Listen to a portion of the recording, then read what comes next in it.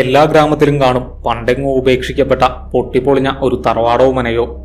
അതിനെ ചുറ്റിപ്പറ്റി എന്തെങ്കിലും പ്രേതകഥകളും ആ നാട്ടിൽ പ്രചരിക്കുന്നുണ്ടാവും.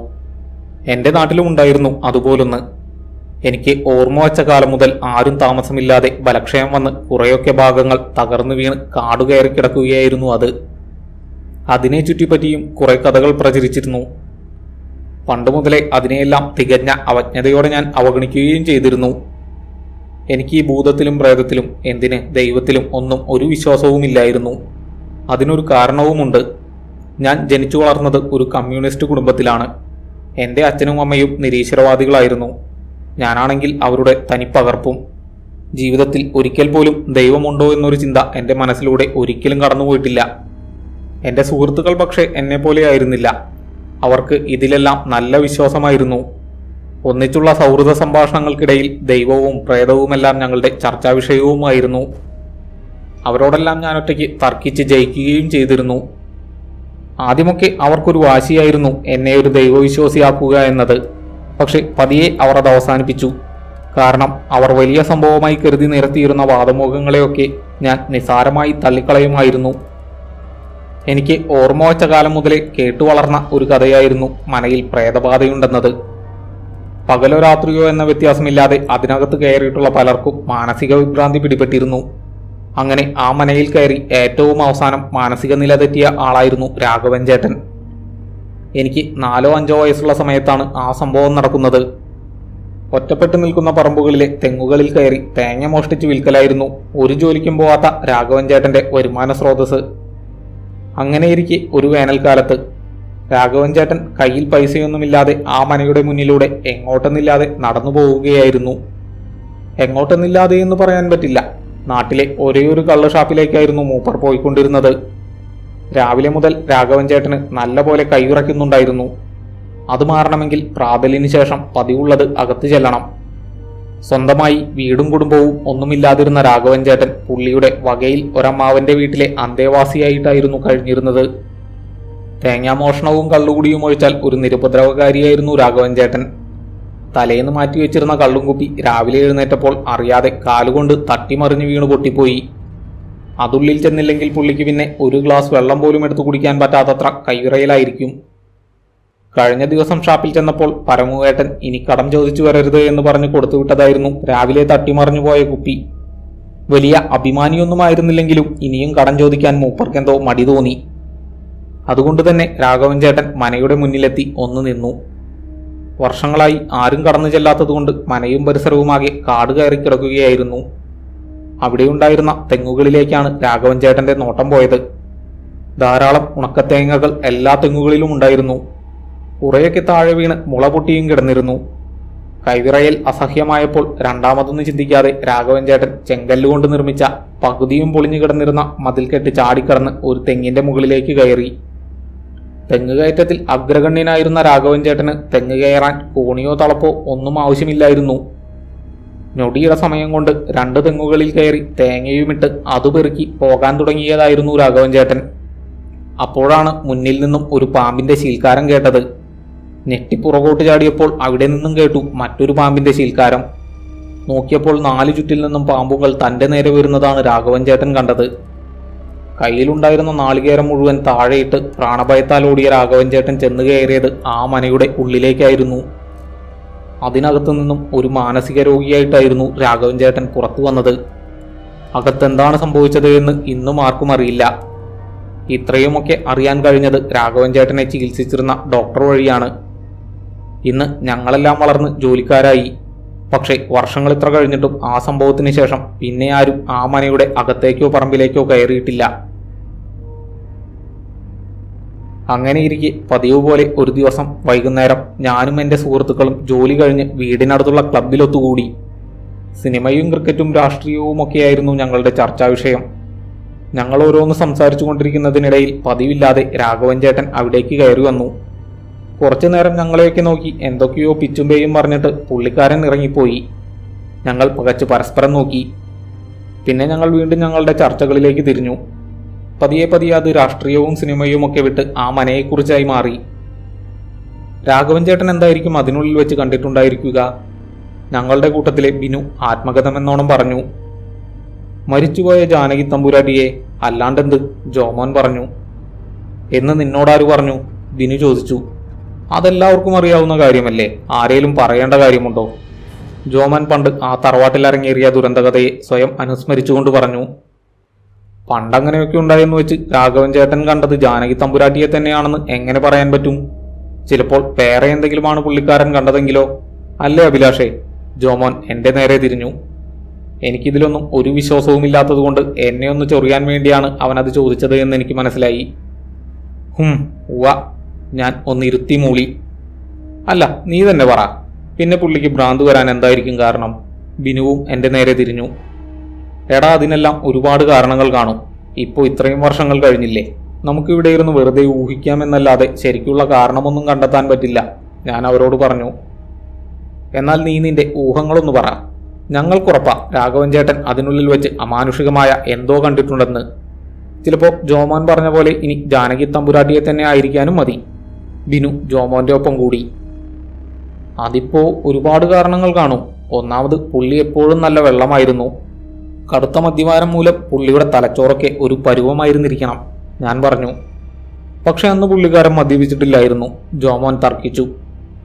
അന്ന് മദ്യപിച്ചിട്ടില്ലായിരിക്കും, ശരി. പക്ഷെ ഈ കടുത്ത മദ്യപാനികൾക്ക് ഒരു പ്രശ്നമുണ്ട്. സ്ഥിരം കഴിക്കുന്ന മദ്യം കിട്ടിയില്ലെങ്കിൽ ചിലപ്പോൾ അവർക്ക് വിഭ്രാന്തി പിടിപെടും. ഡെറിലിയൻ ട്രമൻസ് എന്നാണ് അതിന് പറയുക. അങ്ങനെ ഒരവസ്ഥയിൽ പുള്ളിക്ക് ചിലപ്പോൾ അവിടെ വല്ലതും കണ്ടതുപോലെയൊക്കെ തോന്നിക്കാണും, ഞാൻ നിസാരമട്ടിൽ പറഞ്ഞു. അപ്പോ രവിപ്പാപ്പന്റെ കാര്യമോ? ജോമോൻ ചോദിച്ചു. ഏത് രവിപ്പാപ്പൻ? ബിനു ആളെ മനസ്സിലാവാതെ ജോമോനെ നോക്കി. എന്റെ അച്ഛന്റെ വകയിലെ ഒരനിയനായിരുന്നു രവിപ്പാപ്പൻ. പണ്ട് രാഘവൻ ചേട്ടനേക്കാളും മുമ്പ് രവിപ്പാപ്പൻ ആ മനയിൽ കയറിയിട്ടുണ്ട്. ആൾക്കും രാഘവൻ ചേട്ടന്റെ പോലെ മാനസിക രോഗം പിടിപെട്ടു, ജോമോൻ പറഞ്ഞു. എന്നിട്ട്? ബിനു ആകാംക്ഷയോടെ ചോദിച്ചു. ആ സംഭവം നടന്ന് 1 വർഷം കഴിയുന്നതിന് മുന്നേ രവിപ്പാപ്പൻ പുഴയിൽ വീണ് മരിച്ചു. പക്ഷെ മരിക്കുന്നതിന് തൊട്ടു മുമ്പ് വരെയുള്ള രാത്രികളിൽ പുള്ളിക്കാരൻ എന്നെ ഒന്നും ചെയ്യല്ലേ ജാനകി തമ്പുരാട്ടി, ഞാനിവിടുന്ന് പൊക്കോളാമെന്ന് ഉറക്കത്തിൽ പറയാറുണ്ടായിരുന്നു, ജോമോൻ പറഞ്ഞു. അത് കേട്ട് ബിനു അമ്പരന്നുപോയി. ആ സംഭവം അവൻ ആദ്യമായിട്ട് കേൾക്കുകയായിരുന്നു. അതിനും എന്തെങ്കിലുമൊക്കെ കാരണം കാണും, നമുക്കറിയില്ല എന്നേ ഉള്ളൂ, ഞാൻ പറഞ്ഞു. മനയ്ക്കുള്ളിൽ വെച്ച് ജാനകി തമ്പുരാട്ടിയെ കണ്ടു എന്നാണ് ചികിത്സിച്ചിരുന്ന ഡോക്ടറോട് രവിപ്പാപ്പൻ പറഞ്ഞത്, ജോമോൻ ഞങ്ങളോട് 2 പേരോടുമായി പറഞ്ഞു. അല്ല അഭിലാഷേ, പുള്ളിക്കാരൻ എങ്ങനെയായിരിക്കും പണ്ടെങ്ങോ മരിച്ചുപോയ ജാനകി തമ്പുരാട്ടിയെ മനയ്ക്കുള്ളിൽ വെച്ച് കണ്ടത്? ബിനു എന്റെ നേരെ അടുത്ത ചോദ്യം എറിഞ്ഞു. എടാ, കൃത്യമായി ഇന്ന കാര്യമാണ് സംഭവിച്ചത് എന്നൊന്നും പറയാൻ പറ്റില്ല. പക്ഷെ നിങ്ങൾ പാരഡോളിയ എന്ന് കേട്ടിട്ടില്ലേ? ചിലപ്പോ അതുപോലെ എന്തെങ്കിലുമൊക്കെ ആയിരിക്കും സംഭവിച്ചിരിക്കുക, ഞാൻ പറഞ്ഞു. പാരഡോളിയയോ? അതെന്തു കുന്തം? ബിനു ഒരു പുച്ഛച്ചിരിയോടെ ചോദിച്ചു. അതിപ്പോ നമ്മൾ ചില കാര്യങ്ങൾ കാണുമ്പോൾ അതിൽ എന്തെങ്കിലും രൂപങ്ങളൊക്കെ ഉള്ള പോലെ തോന്നാറില്ലേ? ഉദാഹരണം പറഞ്ഞാൽ, ഈ മേഘത്തിന് മനുഷ്യന്റെയോ വേറെ എന്തെങ്കിലും ജീവിയുടെയോ ഒക്കെ രൂപമുള്ള പോലെ നമ്മൾ പറയാറില്ലേ? അതുമല്ലെങ്കിൽ ഈ പായൽ പിടിച്ച പ്രതലത്തിൽ മുഖം ഒളിഞ്ഞിരിക്കുന്നതായി തോന്നുക. അങ്ങനെയുള്ള കാര്യങ്ങളെയാണ് പാരഡോളിയ എന്ന് പറയുന്നത്. മന കാലങ്ങളായി ഉപേക്ഷിക്കപ്പെട്ട് കിടക്കുന്നതല്ലേ, ചുമരുകളൊക്കെ പായൽ പിടിച്ച് കിടക്കുകയായിരിക്കും. രവിപ്പാപ്പൻ മനയുടെ അകത്ത് കയറിയപ്പോൾ അവിടെ ചുമരിലെ പായലിൽ ഒരു രൂപം കണ്ടതായി ആൾക്ക് തോന്നിക്കാണും, ഞാൻ വിശദീകരിച്ചു. ഉവ്വ, ഇതൊക്കെ ഉള്ളതാണോ കിച്ചു? ബിനു അതുവരെ മിണ്ടാതിരുന്ന കിച്ചുവിനെ നോക്കി. കിച്ചു അഥവാ കൃഷ്ണദാസ്. ഞാനും അവനും 2 വിരുദ്ധ ധ്രുവങ്ങളിൽ നിൽക്കുന്നവരായിരുന്നു. അടുത്തുള്ള ദേവീക്ഷേത്രത്തിലെ പൂജാരിയായിരുന്നു അവന്റെ അച്ഛൻ. അദ്ദേഹത്തെ പോലെ തന്നെ അവനും തികഞ്ഞ ഒരു ദൈവവിശ്വാസിയായിരുന്നു. ഞങ്ങളുടെ വിശ്വാസങ്ങൾ തമ്മിൽ ഒരു തരത്തിലും യോജിച്ചു പോകുന്നവയായിരുന്നില്ല. എന്നിട്ടും അവനായിരുന്നു എൻ്റെ ഏറ്റവും അടുത്ത സുഹൃത്ത്. ഞങ്ങൾ ഒരിക്കൽ പോലും വിശ്വാസത്തിന്റെയോ യുക്തിയുടെയോ പേരിൽ കലഹിച്ചിട്ടില്ല. ഞാൻ അവനെയോ അവൻ എന്നെയോ വെല്ലുവിളിക്കുകയോ ചോദ്യം ചെയ്യുകയോ ചെയ്തിട്ടില്ല. എനിക്കെന്തെങ്കിലും ഒരാവശ്യം വന്നാൽ അവനായിരിക്കും ആദ്യം ഓടിയെത്തുക. അവന്റെ കാര്യത്തിൽ ഞാനും. അതായിരുന്നു ഞാനും അവനും തമ്മിലുള്ള ബന്ധം. എന്നെ പ്രതിരോധത്തിലാക്കേണ്ട എന്ന് കരുതി അവൻ ബിനുവിന്റെ ചോദ്യത്തിന് ഒന്നും മിണ്ടാതെ കൈമലർത്തി കാണിച്ചു. എല്ലാത്തിനും എന്തെങ്കിലുമൊക്കെ കാരണം കാണും ബിനു. നമുക്കറിയില്ല എന്നതിന്റെ അർത്ഥം നമുക്കറിയില്ല എന്ന് മാത്രമാണ്. അല്ലാതെ അതൊക്കെ പ്രേതമാണ് ചെയ്യുന്നത് എന്ന് പറയുന്നത് വിവേകശൂന്യതയാണ്.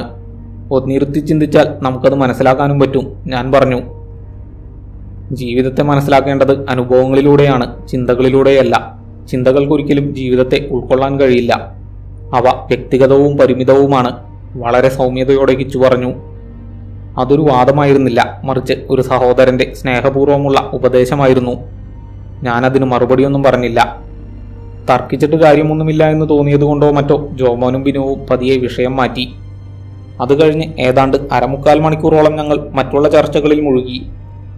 പിന്നെ എന്നത്തെയും പോലെ 10 മണിയോടടുത്തപ്പോൾ ഓരോരുത്തരായി അവരവരുടെ വീടുകളിലേക്ക് മടങ്ങി. ഏറ്റവും ഒടുവിൽ കിച്ചുവും പോയി കഴിഞ്ഞപ്പോൾ ഞാൻ ക്ലബിന്റെ വാതിലടച്ച് വീട്ടിലേക്ക് തിരിച്ചു. ക്ലബിൽ നിന്നും വീട്ടിലേക്ക് കുറച്ച് നടക്കാനുണ്ട്.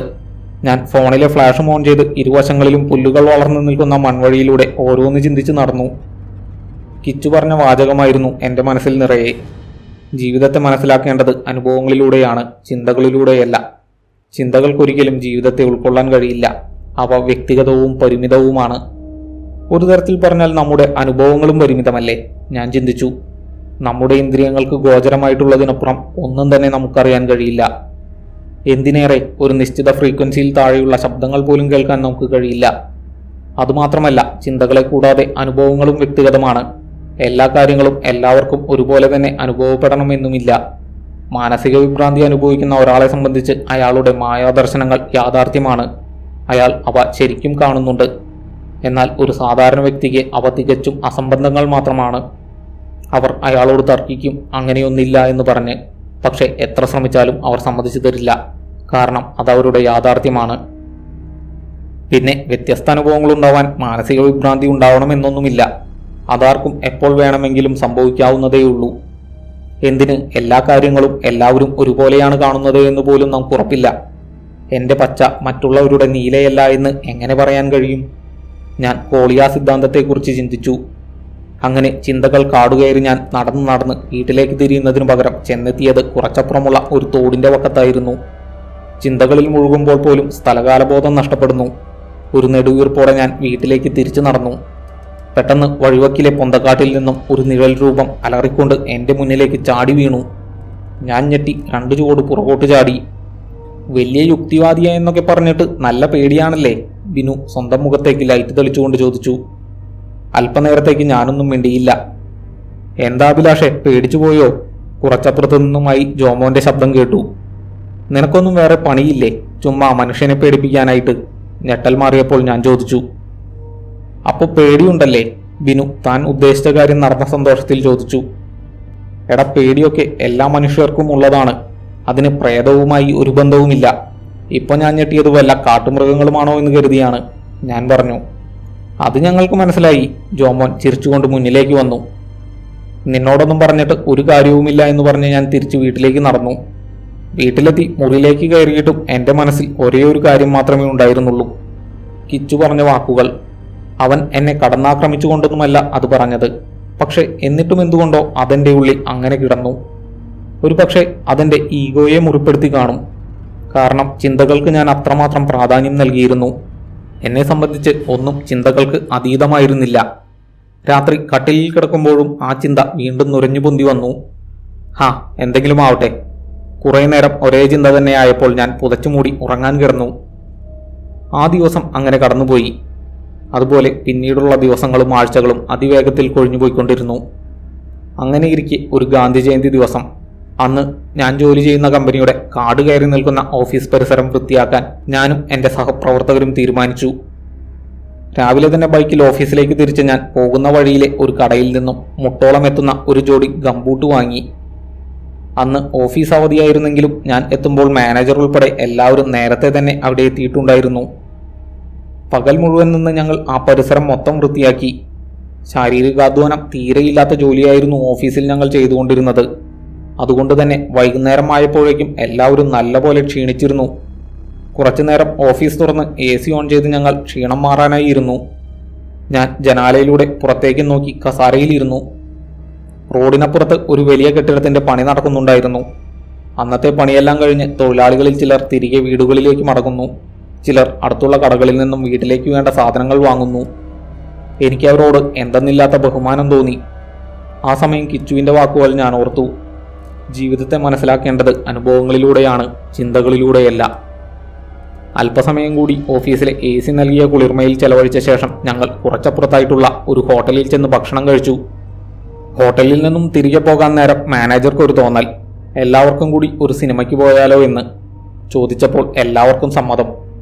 നല്ല ക്ഷീണമുണ്ടായിരുന്നെങ്കിലും ഞാൻ ഒഴിഞ്ഞു മാറാൻ നിന്നില്ല. ഒരവധി ദിവസം എല്ലാവരെയും ഒന്നിച്ചു കിട്ടുക എന്നത് അപൂർവമാണ്. അതുകൊണ്ട് ഞാനും അവരോടൊപ്പം ചെന്നു. സിനിമ തീർന്നപ്പോൾ 10 മണി കഴിഞ്ഞിരുന്നു. തിയേറ്ററിൽ നിന്നും ഇറങ്ങി എല്ലാവരും യാത്ര പറഞ്ഞ് പിരിഞ്ഞു. ഞാൻ തിയേറ്ററിനടുത്തുള്ള പമ്പിൽ നിന്നും പെട്രോളും അടിച്ച് നേരെ വീട്ടിലേക്ക് തിരിച്ചു. തിയേറ്ററിൽ നിന്നും 12 കിലോമീറ്റർ ദൂരമുണ്ടായിരുന്നു വീട്ടിലേക്ക്. 10 കിലോമീറ്റർ ഹൈവേയും ബാക്കി 2 കിലോമീറ്റർ ചെറിയ പഞ്ചായത്ത് റോഡുമായിരുന്നു. ഹൈവേ പിന്നിട്ട് ഞാൻ ബൈക്ക് പഞ്ചായത്ത് റോഡിലേക്ക് തിരിച്ചു. പഞ്ചായത്ത് റോഡിൽ നിന്നും ഒരു ചെറിയ ഡൈവേർഷൻ എടുത്താൽ 1 കിലോമീറ്റർ മതി വീട്ടിലേക്ക്. പക്ഷെ അതൊരു ചെറിയ മൺവഴിയാണ്. മാത്രമല്ല അധികം ആൾസഞ്ചാരമൊന്നുമില്ലാത്തതുകൊണ്ട് കുറച്ചൊക്കെ കാട് കയറി കിടക്കുകയുമാണ്. നേരെ റോഡിലൂടെ പോകുന്നതിനിടയിൽ എന്തോ ഒരു തോന്നലിന് ഞാൻ ബൈക്ക് ആ മൺവഴിയിലേക്ക് തിരിച്ചു. എന്തായാലും ഇനി ഈ വഴി തന്നെ പോകാം. ഞാൻ വേഗത കുറച്ച് ശ്രദ്ധയോടെ ബൈക്ക് ഓടിച്ചു. ഏതാനും മീറ്ററുകൾ മാത്രം പിന്നിട്ട് കഴിഞ്ഞപ്പോൾ ബൈക്ക് പെട്രോൾ തീരാറായ പോലെ മിസ്സിംഗ് കാണിച്ചു. ഇതെന്തു പറ്റി? പെട്രോൾ അടിച്ചതാണല്ലോ. ഞാൻ ക്ലച്ച് പിടിച്ച് ആക്സിലേറ്റർ തിരിച്ച് ഒന്ന് റേസ് ചെയ്തു. അതോടെ ബൈക്ക് പെട്ടെന്ന് ഓഫായി.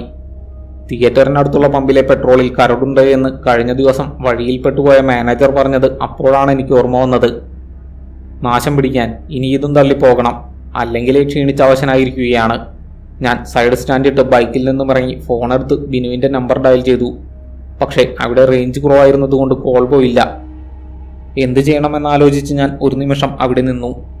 അപ്പോഴാണ് കുറച്ചു മുന്നിലായി ആ മന എൻ്റെ ശ്രദ്ധയിൽപ്പെട്ടത്. നേരത്തെ നിലാവെളിച്ചത്തിൽ അത് അവ്യക്തമായി കാണാം. ഒന്ന് പോയി നോക്കിയാലോ? ഒരു ചിന്ത എൻ്റെ മനസ്സിലേക്ക് കടന്നു വന്നു. മുമ്പ് പലപ്പോഴും ജോമോനും ബിനുവും എന്നെ അതിന് വെല്ലുവിളിച്ചിട്ടുള്ളതാണ്. അപ്പോഴൊക്കെ ഞാൻ ഒഴിഞ്ഞു മാറുമായിരുന്നു. അത് പക്ഷെ പ്രേതത്തെ പേടിച്ചിട്ടൊന്നുമായിരുന്നില്ല. എനിക്ക് ഈ ലോകത്ത് ഏറ്റവും പേടിയുള്ളത് ഒരേ ഒരു സാധനത്തിന് മാത്രമായിരുന്നു: പാമ്പുകളെ. പാമ്പിനെ കണ്ടാൽ പിന്നെ ഞാൻ അവിടെ ഒരു നിമിഷം പോലും നിൽക്കില്ല. എൻ്റെ ഈ പാമ്പിനെ പേടിക്ക് ഒരു കാരണമുണ്ടായിരുന്നു. പണ്ട് 5ാം ക്ലാസ്സിൽ പഠിക്കുന്ന കാലത്ത് ആദ്യത്തെ ഹിന്ദി പീരീഡിൻ്റെ സമയം. ഹിന്ദി പഠിപ്പിച്ചിരുന്ന സുമ ടീച്ചർ ഞങ്ങളെ ക്ലാസ് റൂമിൽ നിന്നും പുറത്തിറക്കി സ്കൂൾ ഗ്രൗണ്ടിന് അപ്പുറമുള്ള ഒരു വലിയ മരത്തിൻ്റെ ചുവട്ടിൽ കൊണ്ടിരുത്തി. അവിടെ വെച്ച് ഞങ്ങളെ ഓരോരുത്തരെ കൊണ്ട് പേര് പറഞ്ഞ് പരിചയപ്പെടുത്തിച്ച ശേഷം ടീച്ചർ ഹിന്ദിയിൽ സ്വയം പരിചയപ്പെടുത്തി. ടീച്ചറുടെ ഹിന്ദി കേട്ട് ഞങ്ങൾ കുട്ടികൾ കൗതുകത്തോടെ വായും പൊളിച്ചിരുന്നു. പരിചയപ്പെടുത്തലൊക്കെ കഴിഞ്ഞ് ടീച്ചർ പതിയെ ക്ലാസ് എടുത്തു തുടങ്ങി. കുറച്ചു കഴിഞ്ഞപ്പോൾ മരത്തിന്റെ മുകളിൽ നിന്നും നീളത്തിലുള്ള എന്തോ ഒന്ന് എൻ്റെ തോളിലേക്ക് വന്നു വീണു. അത് കണ്ട് എൻ്റെ ചുറ്റിലും ഇരുന്നിരുന്ന കുട്ടികൾ അലറി വിളിച്ച് 4 ചുറ്റിലേക്കും ഓടി. 1-2 നിമിഷമെടുത്തു അതെന്താണ് എന്ന് എനിക്ക് മനസ്സിലാവാൻ. എൻ്റെ തന്നെ അത്ര നീളമുള്ള ഒരു പാമ്പ്. അതിനെ കണ്ടതും ഞാൻ ആ നിമിഷം ബോധം കെട്ടു വീണു. അന്ന് തുടങ്ങിയതാണ് പാമ്പിനോടുള്ള പേടി. ആദ്യമൊക്കെ കൂട്ടുകാരുടെ വീടുകളിൽ പോകാൻ പോലും എനിക്ക് പേടിയായിരുന്നു. പ്രത്യേകിച്ച് കിച്ചുവിൻ്റെ വീട്ടിൽ. അവിടെ കഴുത്തിൽ പാമ്പിനെയും ധരിച്ചു നിൽക്കുന്ന ശിവന്റെ ചിത്രം കാണുമ്പോൾ പോലും ഞാൻ ഭയന്നോടുമായിരുന്നു. വർഷങ്ങളോളം ഞാൻ ആ സംഭവം സൃഷ്ടിച്ച ട്രോമയും അനുഭവിച്ച് ജീവിച്ചു. പിന്നെ മുതിർന്ന ശേഷം ചിന്താശേഷി മെച്ചപ്പെട്ടപ്പോൾ എൻ്റെ ഭയം അടിസ്ഥാനരഹിതമാണെന്ന് എനിക്ക് തന്നെ തോന്നാൻ തുടങ്ങി. അങ്ങനെ ഞാൻ ഒരു തെറാപ്പിസ്റ്റിനെ ചെന്ന് കണ്ടു. അദ്ദേഹമാണ് എനിക്ക് ഒഫിഡിയോഫോബിയ ആണെന്ന് പറഞ്ഞത്. കുറച്ചു നാളത്തെ കൗൺസിലിങ്ങിന് ശേഷം പാമ്പുകളോടുള്ള എൻ്റെ ഭയം കുറഞ്ഞു വന്നു. മനയെക്കുറിച്ച് കുറേ നാളായില്ലേ കഥകൾ കേൾക്കാൻ തുടങ്ങിയിട്ട്. ഒന്ന് പോയി നോക്കാം ഞാൻ തീരുമാനിച്ചു. കാരണമില്ലാത്ത പേടികളെയാണല്ലോ ഫോബിയ എന്ന് വിളിക്കുന്നത്. ഇവിടെ പേടിക്കാൻ നല്ലൊരു കാരണമുണ്ട്. മന കാലങ്ങളായി ഉപേക്ഷിക്കപ്പെട്ട് കിടക്കുകയാണ്. ഇഴജന്തുക്കൾ എന്തായാലും ഉണ്ടാവും. ഞാൻ ചെരുപ്പൂരി ബൈക്കിന്റെ അടുത്തുവച്ച ശേഷം ഒരു വശത്ത് തൂക്കിയിട്ടിരുന്ന സഞ്ചിയിൽ നിന്നും ഗംബൂട്ടെടുത്ത് ധരിച്ചു. അതിനുശേഷം ഫോണിലെ ഫ്ലാഷ് ലൈറ്റ് ഓൺ ചെയ്ത് ഞാൻ മനയുടെ മുൻവശം ലക്ഷ്യമാക്കി നടന്നു. മനയുടെ മതിൽക്കെട്ടിന് അകത്തും പുറത്തും പുല്ലുകൾ വളർന്ന് കാട് പിടിച്ചു നിൽക്കുകയായിരുന്നു. അതുകൊണ്ട് തന്നെ വഴിയരികിൽ നിന്നിരുന്ന ഒരു ശീമക്കൊന്നയിൽ നിന്നും ബലമുള്ള ഒരു വലിയ കമ്പൊടിച്ച് കയ്യിൽ പിടിച്ചു. വഴിയരികിൽ നിന്നും അല്പം ഉള്ളിലേക്ക് മാറിയായിരുന്നു മന നിലകൊണ്ടിരുന്നത്. പണ്ടുകാലത്ത് മനയുടെ മതിൽക്കെട്ടിനോട് ചേർന്നായിരുന്നു വഴിയെന്ന് പറഞ്ഞു കേട്ടിട്ടുണ്ട്. പിൽക്കാലത്ത് പ്രേതകഥകൾ പ്രചരിക്കാൻ തുടങ്ങിയതോടെ ആളുകൾ വഴിമാറി നടക്കാൻ തുടങ്ങി. അങ്ങനെ രൂപം കൊണ്ടതാണ് ഇപ്പോഴുള്ള ഈ വഴി. മുമ്പുണ്ടായിരുന്ന വഴി അതോടെ കാട് കയറി നശിക്കുകയും ചെയ്തു. ഞാൻ കയ്യിലുണ്ടായിരുന്ന കമ്പുകൊണ്ട് വളർന്നു നിന്നിരുന്ന പുല്ലുകളെ വകഞ്ഞു മാറ്റി നടന്ന് മനയുടെ ഗേറ്റിന് മുന്നിലെത്തി. 10 പതിറ്റാണ്ടുകളോളം പഴക്കമുള്ള ഇരുമ്പിന്റെ ഗേറ്റ്, അതിനപ്പുറം തകർന്നു വീഴാറായ മന, 2 നിലകളുള്ള ഓടുമേഞ്ഞ ആ നിർമ്മിതി നിലാവെളിച്ചത്തിൽ ഏതോ ഭീമാകാരൻ രാക്ഷസനെ പോലെ തോന്നിച്ചു. ഓടുകളിൽ പകുതിയും ഊർന്ന് താഴെ വീണിരിക്കുന്നു. ഭിത്തികളിലെ കുമ്മായമിളകി ഉള്ളിലെ ചെങ്കലുകൾ പുറത്തേക്ക് വെളിവായിരുന്നു. ചില ഭാഗങ്ങളിൽ ഭിത്തിയിൽ തന്നെ വേരുകൾ പടർത്തി വലുപ്പം കുറഞ്ഞ ആൽമരങ്ങൾ മുളച്ചു നിൽക്കുന്നു. ഞാൻ കയ്യിലെ വടികൊണ്ട് ഗേറ്റിൽ ഒരു കുത്തുവെച്ച് കൊടുത്തു. അതൊരൽപ്പം ഉള്ളിലേക്ക് നീങ്ങി. ഞാൻ ഒന്നുകൂടി ആഞ്ഞുകുത്തി. അതോടെ ഗേറ്റ് ഒരാൾക്ക് കഷ്ടിച്ചകത്തേക്ക് കടക്കാൻ പാകത്തിന് തുറന്നു.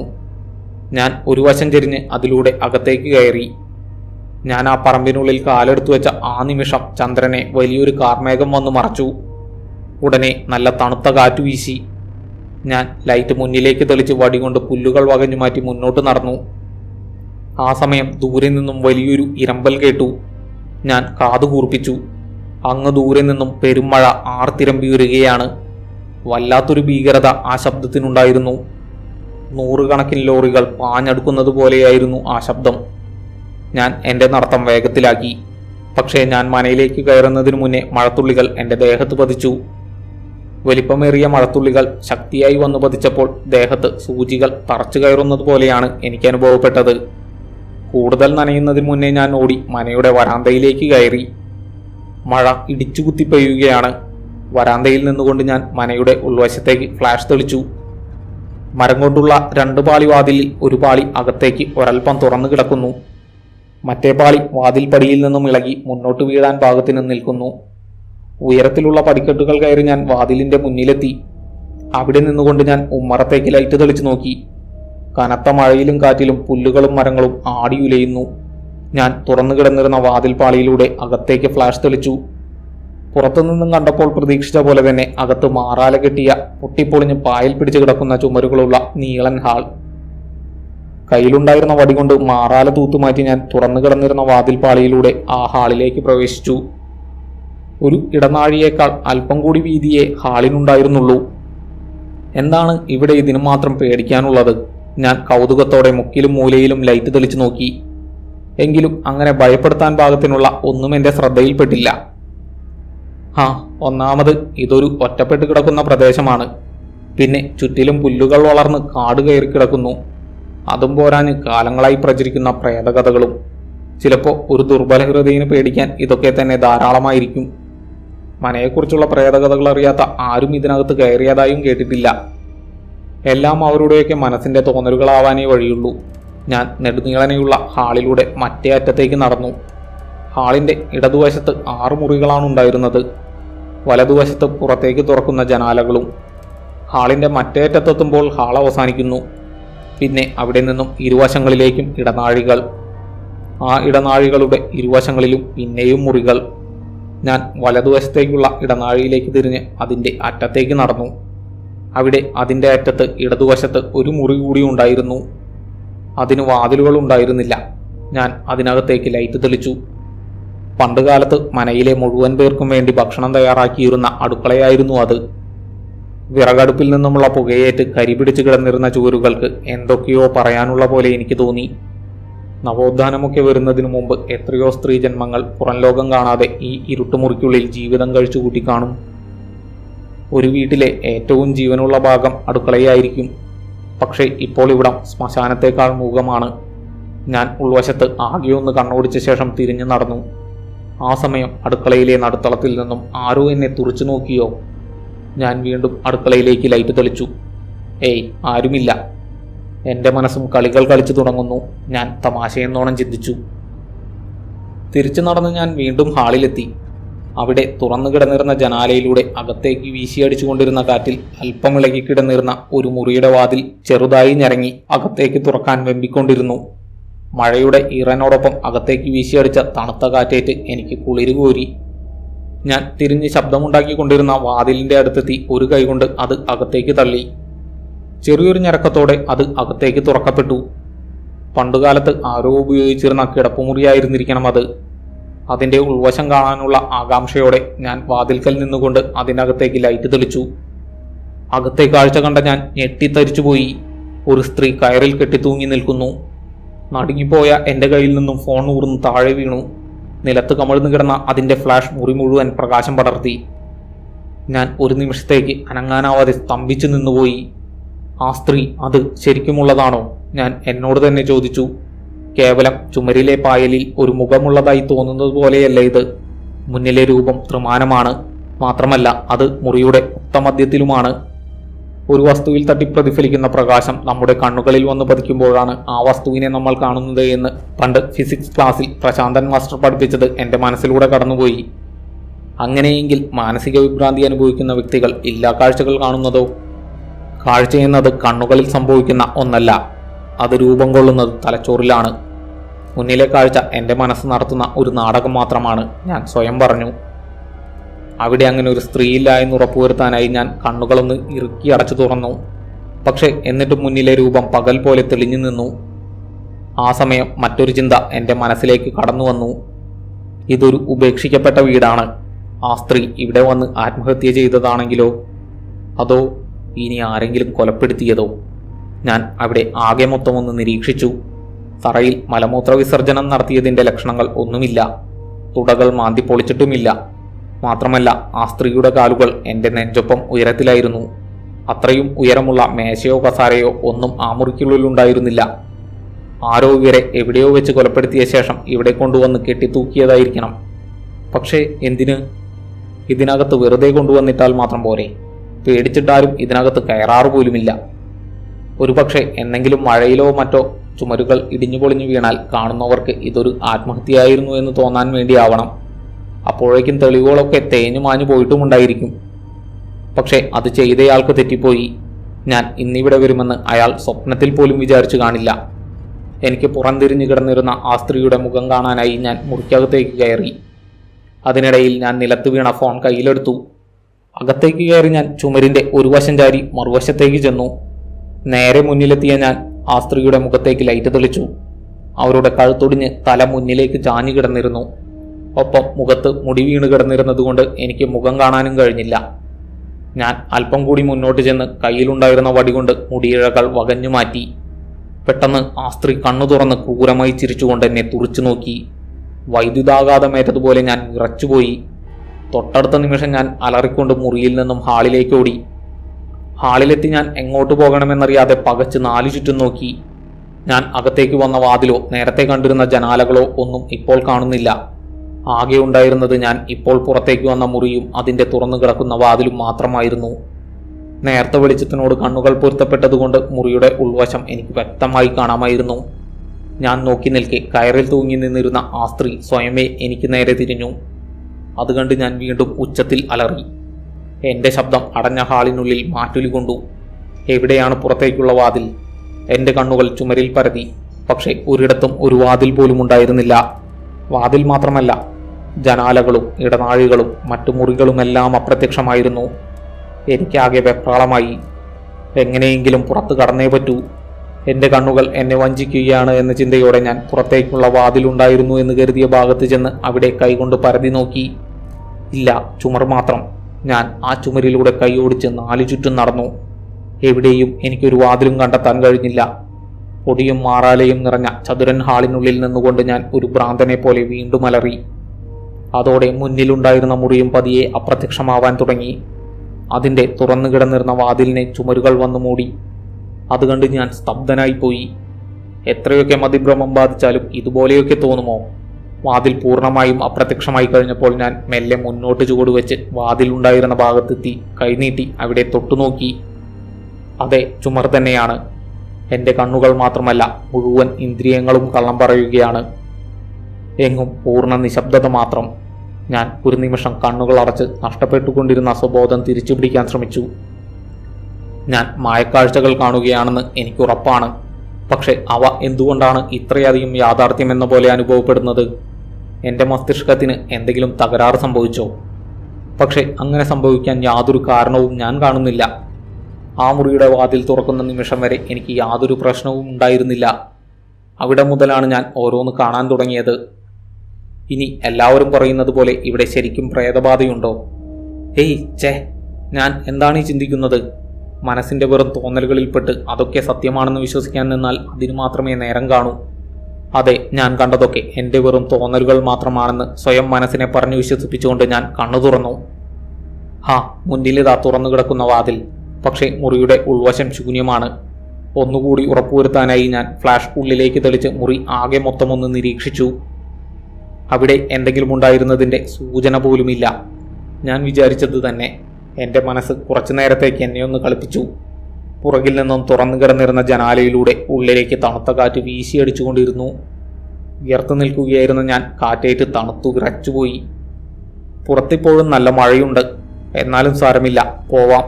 ഇനിയും ഇവിടെ നിന്നാൽ മനസ്സ് ചിലപ്പോൾ വീണ്ടും കളിപ്പിച്ചെന്നിരിക്കും. പുറത്തേക്ക് കടക്കാനായി വാതിലിന് നേരെ തിരിഞ്ഞതും ഞാൻ ഞെട്ടിത്തരിച്ചുപോയി. എൻ്റെ തൊട്ടുമുന്നിൽ ആ സ്ത്രീ നിൽക്കുന്നു. അവരുടെ നിസ്സംഗമായിരുന്ന മുഖത്ത് പതിയെ ക്രൂരമായ ചിരി വിടർന്നു.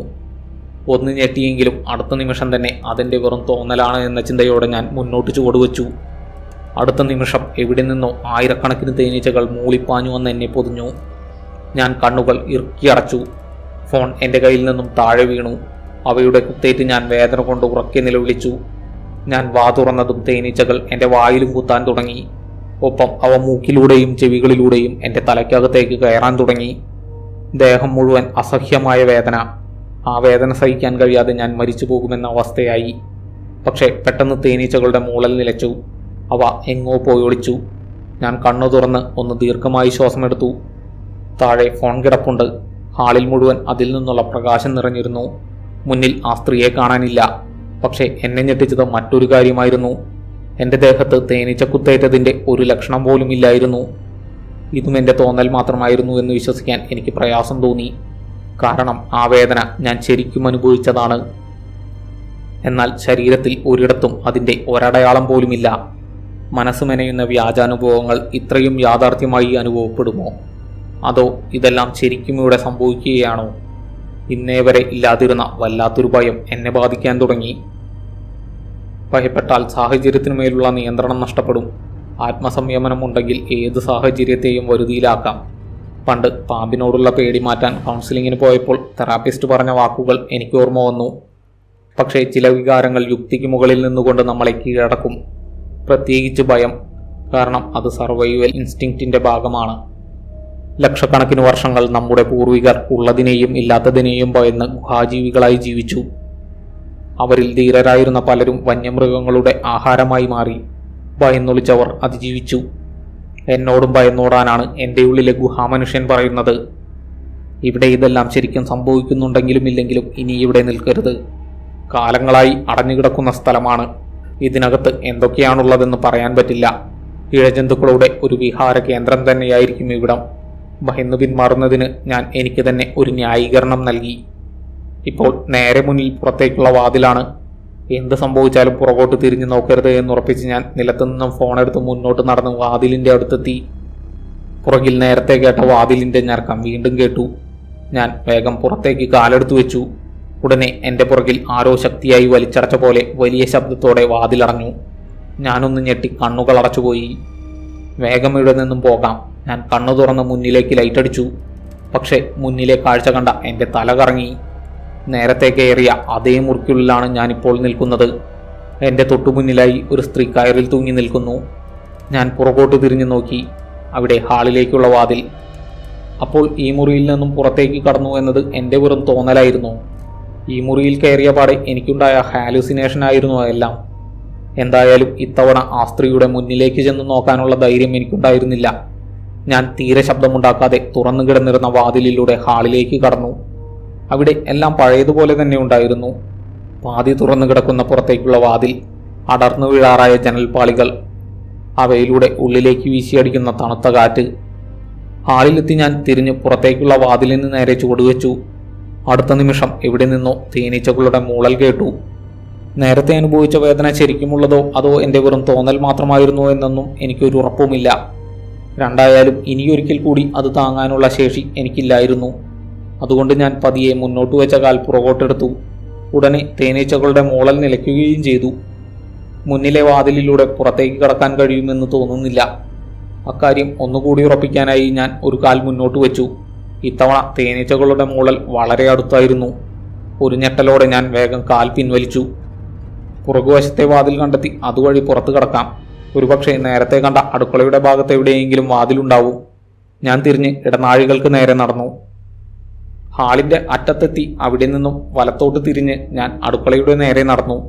പക്ഷെ അവിടെ എനിക്ക് വാതിലൊന്നും കാണാൻ കഴിഞ്ഞില്ല.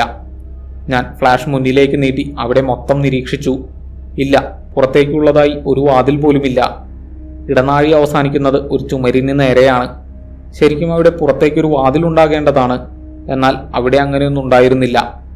ഇനിയൊരു പക്ഷേ ഇടനാഴിയുടെ മറ്റേ അറ്റത്തുണ്ടായിരിക്കുമോ? ഞാൻ അവിടെ നിന്നും തിരിഞ്ഞ് ഇടനാഴിയുടെ മറ്റേ അറ്റത്തേക്ക് ലൈറ്റ് തെളിച്ചു നോക്കി. പക്ഷേ ഫ്ലാഷിന്റെ വെളിച്ചത്തിന് അവിടെ വരെ എത്താനുള്ള ശക്തിയില്ലായിരുന്നു. പോയി നോക്കാം, ഞാൻ മുന്നോട്ട് നടന്നു. ആ സമയം എൻ്റെ കണ്ണുകൾ അറിയാതെ അടുക്കളയിലേക്കൊന്ന് പാളി നോക്കി. അവിടെ അടുക്കളയുടെ ഒത്ത മധ്യത്തിൽ ആരോ നിൽക്കുന്നത് ഒരു മിന്നായം പോലെ ഞാൻ കണ്ടു. അത് അവഗണിക്കാൻ ശ്രമിച്ചുകൊണ്ട് ഞാൻ മറുവശത്ത് വാതിൽ കാണുമെന്ന പ്രതീക്ഷയിൽ മുന്നോട്ട് നടന്നു.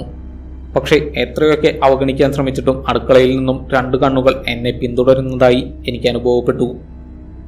അടുക്കളവാതിൽ പിന്നിട്ട് മുന്നോട്ട് നടക്കുമ്പോൾ ആരോ എൻ്റെ തൊട്ടുപുറകിൽ നിൽക്കുന്ന പോലെ ഒരു തോന്നൽ. ഞാൻ നടത്തം വേഗത്തിലാക്കി. പതിയെ അത് ഓട്ടമായി മാറി. സാമാന്യം നല്ല നീളമുണ്ടായിരുന്നു ഇടനാഴിക്ക്. അതുകൊണ്ട് തന്നെ അതിൻ്റെ അറ്റത്തെത്തുമ്പോഴേക്കും ഞാൻ കിതച്ചിരുന്നു. ഞാൻ പ്രതീക്ഷിച്ച പോലെ തന്നെ അവിടെ ഒരു വാതിലുണ്ടായിരുന്നു. കാലപ്പഴക്കം കൊണ്ട് അതിൻ്റെ ഓടാമ്പലൊക്കെ ഇളകിപ്പോയിരുന്നു. ഞാൻ അതിൻ്റെ 2 പാളികളും പിടിച്ച് ഉള്ളിലേക്ക് വലിച്ചു തുറക്കാൻ ശ്രമിച്ചു. പക്ഷേ അതെവിടെയോ ഉടക്കി നിന്നു. ഞാൻ ആഞ്ഞു വലിച്ചു നോക്കി. ഒരു രക്ഷയുമില്ല, അത് തുറക്കുന്നില്ല. വാതിലിൻ്റെ എവിടെയെങ്കിലും വിടവുകൾ വല്ലതുമുണ്ടോ എന്ന് നോക്കാനായി ഞാൻ ഫ്ലാഷ് ലൈറ്റ് വാതിലിന് ചുറ്റും നീട്ടി പരതി. വാതിലിൻ്റെ 2 പാളികൾ തമ്മിൽ ചേരുന്ന ഭാഗത്ത് ഒരു ചെറിയ വിടവ് എൻ്റെ ശ്രദ്ധയിൽപ്പെട്ടു.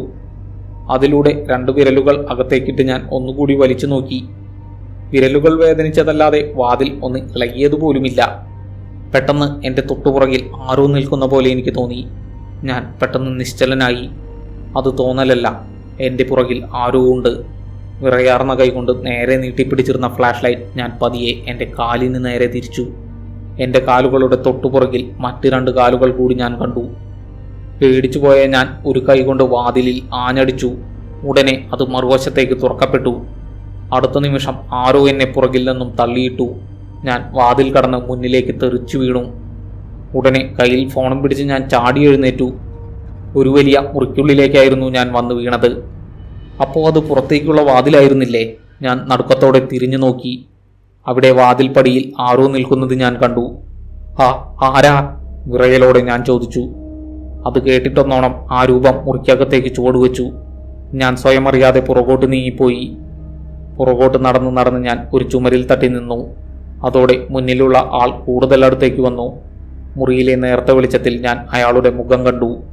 നരച്ച താടിയും മീശയുമുള്ള രോമാവൃതമായ ദേഹമുള്ള ക്രൂരമുഖത്തോടു കൂടിയ ഒരാൾ. പണ്ടുള്ളവർ ഉപയോഗിക്കാറുണ്ടായിരുന്ന തരം ഒരു ഒറ്റമുണ്ട് മാത്രമായിരുന്നു അയാളുടെ വേഷം. എന്തു ചെയ്യണമെന്നറിയാതെ ഞാൻ ചുറ്റിലും നോക്കി.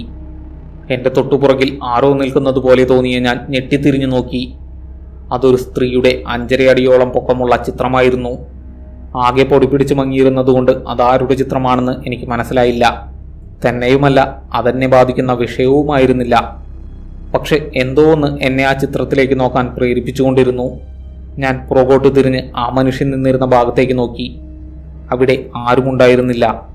അതോടെ എൻ്റെ ശ്രദ്ധ ചിത്രത്തിലേക്ക് തിരിഞ്ഞു. പോക്കറ്റിലുണ്ടായിരുന്ന കർച്ചീഫ് എടുത്ത് ഞാൻ ആ ചിത്രത്തിലെ മുഖം വരുന്ന ഭാഗത്തെ പൊടി തട്ടിക്കളഞ്ഞു. പതിയെ ആ മുഖം തെളിഞ്ഞു വന്നു. അതുകണ്ട് എൻ്റെ ശ്വാസം നിലച്ചുപോയി. നേരത്തെ കയറിൽ തൂങ്ങി നിന്നിരുന്ന സ്ത്രീയുടെ ചിത്രമായിരുന്നു അത്. ഒരു ഞെട്ടലോടെ ഞാൻ പുറകോട്ട് മാറി. ആ സമയം ചിത്രത്തിന് താഴെ എന്തോ എഴുതി വച്ചിരിക്കുന്നത് എൻ്റെ ശ്രദ്ധയിൽപ്പെട്ടു. പൊടി പിടിച്ചു കിടന്നിരുന്നെങ്കിലും എനിക്കത് വ്യക്തമായി വായിക്കാൻ സാധിച്ചു. ജാനകി തമ്പുരാട്ടി, ജനനം 1872, മരണം 1940. എൻ്റെ കാലുകളിലൂടെ ഒരു തരിപ്പ് മുകളിലേക്ക് കയറി വന്നു. ശരീരം മൊത്തം വിറയ്ക്കുന്ന പോലെ. അവിടെ നിന്നും ഓടാനായി പുറകോട്ട് തിരിഞ്ഞ് ഞാൻ പ്രഹരമേറ്റതുപോലെ സ്തംഭിച്ചുപോയി. തൊട്ടുമുന്നിൽ നേരത്തെ കണ്ട മനുഷ്യൻ എന്നെ തുറിച്ചു നോക്കി നിൽക്കുന്നു. ഞാൻ തപ്പിപ്പിടിച്ചു ഗുരുവശത്തേക്ക് ഓടി. എങ്ങനെയെങ്കിലും പുറത്തു കടക്കാനുള്ള വ്യഗ്രതയോടെ ഞാൻ ചുമരിൻ്റെ ഓരോ ഭാഗത്തേക്കും ലൈറ്റ് തെളിച്ചുകൊണ്ട് നോക്കിക്കൊണ്ടിരുന്നു. പെട്ടെന്ന് മറ്റൊരു വാതിൽ എൻ്റെ കണ്ണിൽപ്പെട്ടു. ഒരുപക്ഷെ ഇതായിരിക്കും പുറത്തേക്കുള്ള വാതിൽ. ഞാൻ ഓടി അതിനടുത്ത് ചെന്നു. അതിൻ്റെ പാളികളിലൊന്ന് ഒരൽപ്പം തുറന്നു കിടക്കുകയായിരുന്നു. ഞാനത് ഒന്നുകൂടി വലിച്ചു തുറന്ന് അതിലൂടെ മറുവശത്തേക്ക് കടന്നു. പുറത്തെത്തിയെന്ന ആശ്വാസത്തോടെ മുന്നിലേക്ക് ലൈറ്റ് തെളിച്ചു നോക്കിയ ഞാൻ ഞെട്ടിപ്പോയി. മറ്റൊരു മുറിയിലാണ് ഞാൻ എത്തിയിരിക്കുന്നത്. ഒരു മുറിയിൽ നിന്നും വേറൊരു മുറിയിലേക്ക് വാതിലോ? ഇതെന്താ ഇങ്ങനെ? സത്യത്തിൽ ഞാനിപ്പോൾ ഈ വീടിൻ്റെ ഏതു ഭാഗത്താണ് നിൽക്കുന്നത്? പുറമേ നിന്ന് നോക്കുമ്പോൾ ഇതിന് ഇത്ര വലുപ്പമുള്ളതായൊന്നും ഇതുവരെ തോന്നിയിട്ടില്ലല്ലോ. ഇനി പുറത്തേക്കുള്ള വാതിൽ ഇവിടെയെങ്ങാനുമാണോ ഉള്ളത്? ഞാൻ അവിടെ മുഴുവൻ ലൈറ്റടിച്ചു പരതി. എൻ്റെ നേരെ മുന്നിലുള്ള ചുമരിൻ്റെ ഇടത്തെ മൂലയിൽ ഒരു വാതിൽ ഞാൻ കണ്ടു. അത് പുറത്തേക്കുള്ളതാണോ അതോ ഇതുപോലെ മറ്റേതെങ്കിലും മുറിയിലേക്കുള്ളതാണോ എന്നൊന്നും എനിക്കറിയില്ലായിരുന്നു. എങ്കിലും എൻ്റെ മുന്നിൽ വേറെ വഴിയൊന്നുമില്ലാതിരുന്നതുകൊണ്ട് ഞാൻ അവിടേക്ക് നടന്നു. എന്നാൽ ഏതാനും ചുവടുകൾ മുന്നോട്ട് വെച്ച ഞാൻ തറയിലെ മരപ്പലക തകർന്ന് താഴേക്ക് വീണു. നിലത്ത് എന്തിലൊക്കെയോ ചെന്നിടിച്ച് ദേഹം മുഴുവനും വേദന അനുഭവപ്പെട്ടു. മുന്നിൽ തെറിച്ചു വീണ ഫോൺ കയ്യിലെടുത്ത് ഞാൻ ഒരു വിധത്തിൽ തപ്പിത്തടഞ്ഞെഴുന്നേറ്റ് നിന്നു. വീണ്ടും ലൈറ്റ് നീട്ടി ഞാൻ ചുറ്റിലും പരതി. മനയുടെ നിലവറയ്ക്കുള്ളിലേക്കാണ് ഞാൻ വന്നു വീണത് എന്ന് അതിൻ്റെ ഉൾവശം കണ്ടപ്പോൾ എനിക്ക് മനസ്സിലായി. ഇവിടെ നിന്നും പുറത്തു കടക്കാൻ വാതിലുകളൊന്നുമില്ല. മാത്രമല്ല മുകളിലേക്ക് കയറാൻ കോണിയുമില്ല. അവിടെ അങ്ങനെ നിൽക്കുമ്പോൾ എന്നെ കൂടാതെ മറ്റാരോ കൂടി അതിനകത്തുള്ള പോലെ എനിക്ക് തോന്നി. അത്രയൊന്നും വലുപ്പം നിലവറയ്ക്കില്ലായിരുന്നുവെങ്കിലും അവിടെ മുഴുവൻ വെളിച്ചം വിതറാൻ ഫോണിലെ ഫ്ലാഷ് അപര്യാപ്തമായിരുന്നു. ഞാൻ അനങ്ങാതെ നിന്നുകൊണ്ട് മുൻവശത്തേക്ക് മുഴുവൻ ലൈറ്റ് നീട്ടി നോക്കി. അവിടെ ഒരു മൂലയിൽ അയാൾ നിൽക്കുന്നു. പെട്ടെന്ന് ഞാനൊന്ന് ഞെട്ടി. ഇത്ര പെട്ടെന്ന് ഇയാൾ എങ്ങനെ ഇവിടെ വന്നു? നിങ്ങളാരാ? ധൈര്യം സംഭരിച്ച് ഞാൻ ചോദിച്ചു. ക്രൂരമായ ഒരു പുഞ്ചിരിയായിരുന്നു അതിനുള്ള മറുപടി. തനിക്ക് നാവില്ലേ? അയാളുടെ ചിരി കണ്ട് ചെറിയ പേടി തോന്നിയെങ്കിലും അത് മറച്ചു പിടിക്കാൻ വേണ്ടി ഞാൻ ചോദിച്ചു. അത് കേട്ടതും അയാളുടെ മുഖത്തെ ചിരി മാഞ്ഞു. അയാൾ പതിയെ തല ഒരു വശത്തേക്ക് ചെരിച്ച് താഴേക്ക് നോക്കി. എൻ്റെ കണ്ണുകൾ അയാളുടെ നോട്ടത്തെ പിന്തുടർന്നു. അവിടെ അയാൾക്കരികിൽ താഴെ എന്തോ ഉണ്ടായിരുന്നു. ഞാൻ ലൈറ്റ് താഴേക്ക് തെളിച്ചു. അതെന്താണെന്ന് മനസ്സിലായതും ഞാൻ ഭയം കൊണ്ട് മരവിച്ചുപോയി. ഒരു മനുഷ്യൻ്റെ അസ്ഥികൂടം, അതിനടുത്തായി മറ്റൊരെണ്ണം, അതിനടുത്ത് പിന്നെയും വേറൊന്ന്. താഴെ എനിക്ക് ചുറ്റിലും അസ്ഥികൂടങ്ങൾ. ഞാൻ ചവിട്ടി നിൽക്കുന്നത് പോലും ഒരസ്ഥികൂടത്തിൻ്റെ തകർന്നുപോയ വാരിയലിൻ്റെ ഭാഗത്തായിരുന്നു. എല്ലാ അസ്ഥികൂടങ്ങളുടെയും കൈകാലുകൾ ചങ്ങലകളാൽ ബന്ധിപ്പിക്കപ്പെട്ടിരുന്നു. അവിടെ നിന്നും രക്ഷപ്പെടണമെന്നുണ്ടായിരുന്നെങ്കിലും ഭയന്ന് മരവിച്ചു പോയ എനിക്ക് ഒന്നനങ്ങാൻ പോലും കഴിഞ്ഞില്ല. അവിടെ സ്തംഭിച്ചു നിൽക്കുമ്പോൾ എൻ്റെ കഴുത്തിന് പുറകിൽ വള്ളി പോലെ എന്തോ ഒന്നുരയുന്നത് ഞാൻ അറിഞ്ഞു. വർഷങ്ങൾക്ക് മുമ്പ് കുഴിച്ചുമൂടിയ പേടി മുഴുവൻ ആ സമയം തലയുയർത്തി വന്നു. പാമ്പ്! തിരിഞ്ഞുപോലും നോക്കാതെ ഞാൻ അലറിക്കൊണ്ട് മുന്നോട്ട് ചാടി. എന്നാൽ ഞാൻ ചെന്ന് ചവിട്ടിയത് മറ്റൊരസ്ഥികൂടത്തിൻ്റെ തലയോട്ടിയിലേക്കായിരുന്നു. അതോടെ കാല് തന്നെ ഞാൻ മുന്നിലേക്ക് മുഖമടിച്ചു വീണു. അതും മറ്റൊരസ്ഥികൂടത്തിന് മുകളിലേക്ക്. വെപ്രാളം കൊണ്ട് ഉടനെ ഞാൻ ചാടിപ്പിടഞ്ഞെഴുന്നേറ്റു. എൻ്റെ മുന്നിൽ നിന്നിരുന്നയാളെ ഇപ്പോൾ കാണുന്നില്ല. ഞാൻ തിരിഞ്ഞു നോക്കി. അപ്പോഴാണ് എന്താണ് എൻ്റെ കഴുത്തിൽ ഉരസിയത് എന്ന് എനിക്ക് മനസ്സിലായത്. മുകളിലേക്ക് കയറാനും താഴേക്ക് ഇറങ്ങാനുമുള്ള കയറായിരുന്നു അത്. കൈവഴുതി താഴെ വീഴാതിരിക്കാൻ അതിൽ ഇടയ്ക്കിടെ കുടുക്കുകളും ഇട്ട് വെച്ചിട്ടുണ്ടായിരുന്നു. എങ്ങനെയെങ്കിലും പുറത്തു കടക്കാനുള്ള വ്യഗ്രതയോടെ ഞാൻ കയറിനടുത്ത് ചെന്ന് ഫോൺ ഷർട്ടിൻ്റെ പോക്കറ്റിലിട്ട് അതിലെ ഓരോ കുടുക്കുകളിലായി പിടിച്ച് മുകളിലേക്ക് കയറി. കയറുന്നതിനിടയിൽ താഴെ എന്തോ അനക്കം കേട്ട് ഞാനൊന്ന് തല താഴ്ത്തി നോക്കി. താഴെ ഞാൻ മുകളിലേക്ക് കയറുന്നത് നോക്കി അയാൾ വികൃതമായി ചിരിച്ചുകൊണ്ട് നിൽക്കുന്നു. അയാൾക്കെന്തോ ദുരുദ്ദേശമുള്ള പോലെ ആ ചിരി കണ്ടപ്പോൾ എനിക്ക് തോന്നി. ഒരു വിധത്തിൽ ഞാൻ കഷ്ടപ്പെട്ട് വലിഞ്ഞു കയറി മുകളിലെത്തി. അവിടെ ഞാൻ താഴേക്ക് വീണ ഭാഗം തകർന്നു കിടന്നിരുന്നു. അതുകൊണ്ട് ഞാൻ ഒരു കാൽ അല്പം മുന്നിലേക്ക് നീട്ടി തറയിൽ ചവിട്ടി. കാലൊന്ന് തെന്നിയാൽ ഞാൻ വീണ്ടും തറയിലേക്ക് വീഴും. വളരെ ശ്രദ്ധയോടെ ഞാൻ അടുത്ത കാലുകൂടി നിലത്ത് കുത്തി. ആശ്വാസത്തോടെ മുന്നിലേക്ക് നോക്കിയ ഞാൻ വീണ്ടും ഞെട്ടി. നേരെ മുന്നിൽ അയാൾ നിൽക്കുന്നു. ഇതെങ്ങനെ? ഇപ്പോൾ തന്നെ ഇയാൾ താഴെ നിൽക്കുന്നത് കണ്ടതല്ലേ? പിന്നെ ഇത്ര പെട്ടെന്നങ്ങനെ മുകളിലെത്തി? എൻ്റെ ഉള്ളിലെ ഭയം വർദ്ധിച്ച് അതിൻ്റെ മൂർധന്യാവസ്ഥയിലെത്തി. എന്തോ ഒരു തോന്നലിൽ ഞാൻ തിരിഞ്ഞ് അകത്തേക്ക് വന്ന വാതിലിലൂടെ പുറത്തേക്ക് ഓടി. അവിടെ തൊട്ടടുത്ത മുറിയിലെത്തിയപ്പോൾ അവിടെയും അയാൾ നിൽക്കുന്നു. ഞാൻ ഓട്ടം നിർത്തിയില്ല. ഹാളിലെത്തുക എന്നതായിരുന്നു എൻ്റെ ലക്ഷ്യം. ആ മുറിയും കടന്ന് ഇടനാഴിയിലെത്തിയപ്പോൾ അവിടെയും അയാൾ എന്നെ തന്നെ നോക്കി നിൽക്കുന്നുണ്ടായിരുന്നു. ഓടി ഞാൻ ഹാളിലെത്തി. അവിടെ നേരത്തെ ആ സ്ത്രീയെ കണ്ട മുറിയുടെ വാതിലിനു മുന്നിൽ വീണ്ടും അയാൾ നിൽക്കുന്നു. നേരത്തെ അനുഭവിച്ച വേദന ഓർമ്മയുണ്ടായിരുന്നെങ്കിലും രണ്ടും കൽപ്പിച്ച് ഞാൻ പുറത്തേക്കുള്ള വാതിലിന് നേരെ ഓടി. വാതിലിനടുത്ത തറായതും പാഞ്ഞു വന്ന തേനീച്ചകൾ എന്നെ പൊതിഞ്ഞു. വേദന കൊണ്ട് ഞാൻ ഉറക്കെ അലറി. അത് കണ്ട് അയാൾ ക്രൂരമായി അട്ടഹസിച്ചു. ആ ശബ്ദത്തിൽ മനം മുഴുവൻ പ്രകമ്പനം കൊണ്ടു. ദേഹം മുഴുവൻ അസഹ്യമായ വേദന അനുഭവപ്പെട്ടെങ്കിലും ഞാൻ ഓട്ടം നിർത്തിയില്ല. പുറത്തേക്കുള്ള വാതിലും കടന്ന് ഞാൻ മുന്നോട്ടോടി. അതിനിടയിൽ ഫോൺ എൻ്റെ കയ്യിൽ നിന്നും താഴെ വീണതൊന്നും ഞാൻ അറിഞ്ഞില്ല. ഒടുവിൽ എങ്ങനെയോ ഞാൻ തകർന്ന ഗേറ്റിനരികിലെത്തി അതിലൂടെ പുറത്തു കടന്നു. അടുത്ത നിമിഷം തേനീച്ചകൾ എങ്ങോ പോയി മറഞ്ഞു. ഞാൻ വേച്ചു മുന്നോട്ട് നടന്നു.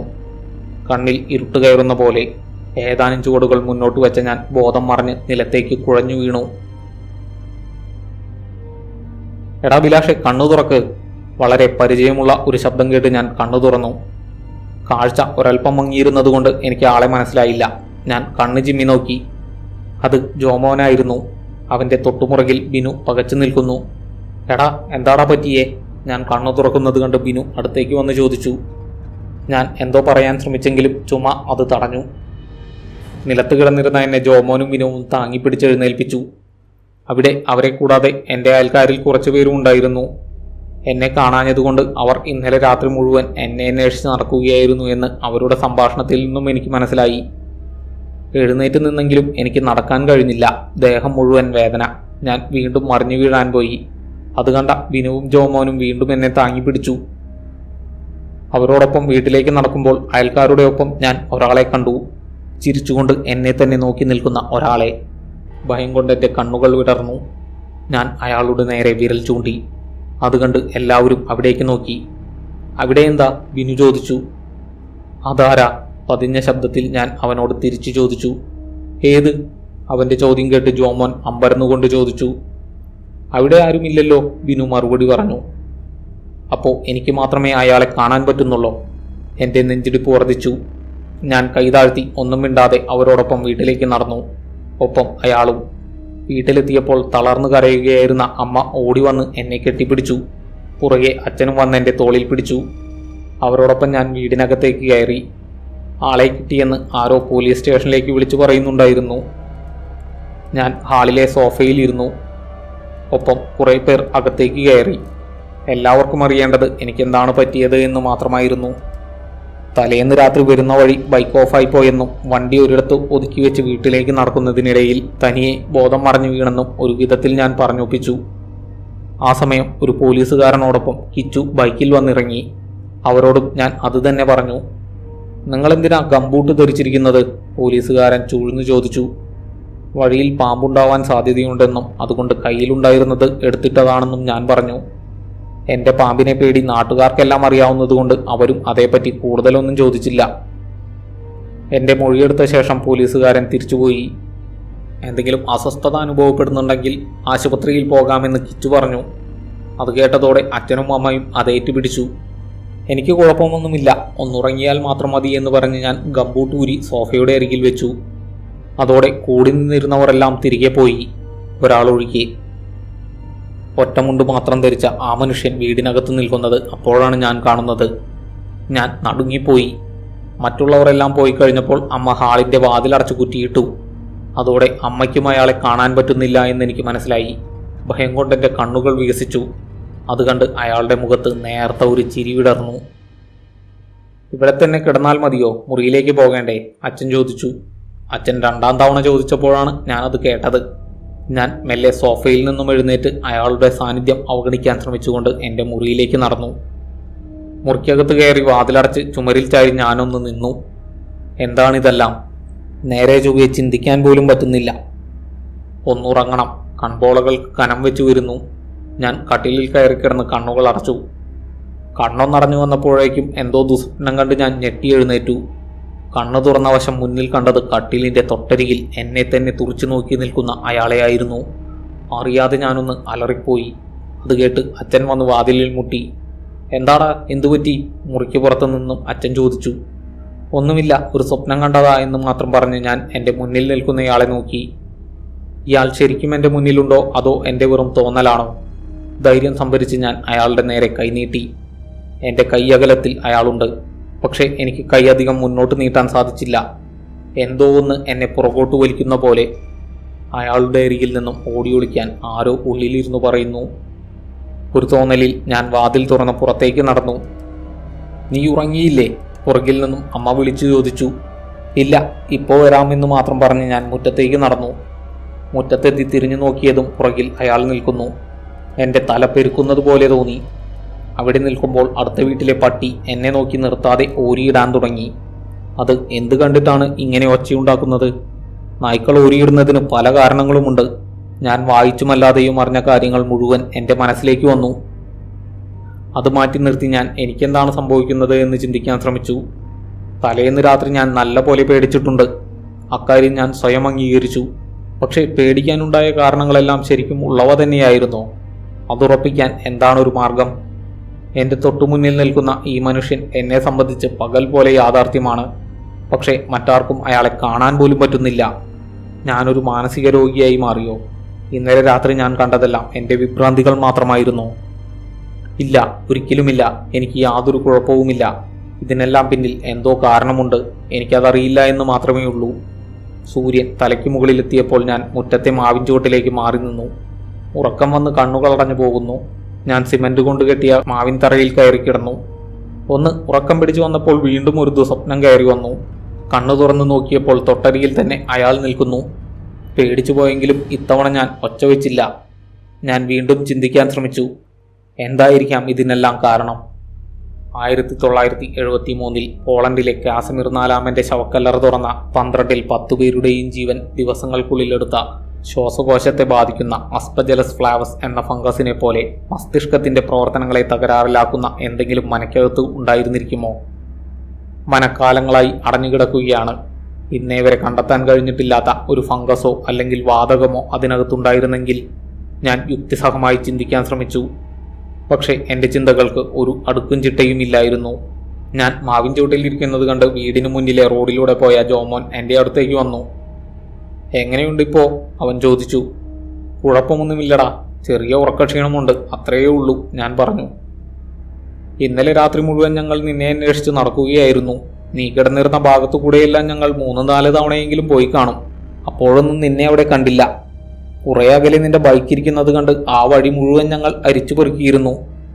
അതും പറഞ്ഞ് അവൻ എന്നോടൊപ്പം മാവിൻ തറയിൽ കയറിയിരുന്നു. അതിനെന്ത് മറുപടി പറയണമെന്ന് എനിക്കറിയില്ലായിരുന്നു. അതുകൊണ്ട് ആണോ എന്ന് മാത്രം തിരിച്ചു ചോദിച്ച് ഞാൻ ഒഴിഞ്ഞു മാറാൻ ശ്രമിച്ചു. രാത്രി നല്ല മഴയായിരുന്നില്ലേ, ചിലപ്പോൾ അതുകൊണ്ട് കാണാതിരുന്നതാവും, അവൻ പറഞ്ഞു. അത് കേട്ടപ്പോഴാണ് രാത്രി പെയ്ത മഴയെക്കുറിച്ച് എനിക്ക് ഓർമ്മ വന്നത്.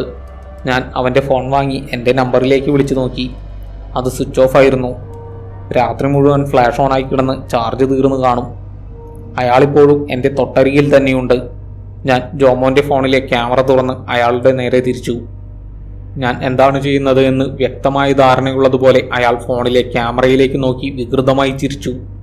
വിറയാർന്ന വിരലുകൊണ്ട് ഞാൻ അയാളുടെ ഒരു ഫോട്ടോ ക്ലിക്ക് ചെയ്തു. ഫോട്ടോയിൽ അയാളുടെ മുഖം തെളിഞ്ഞു കണ്ടു.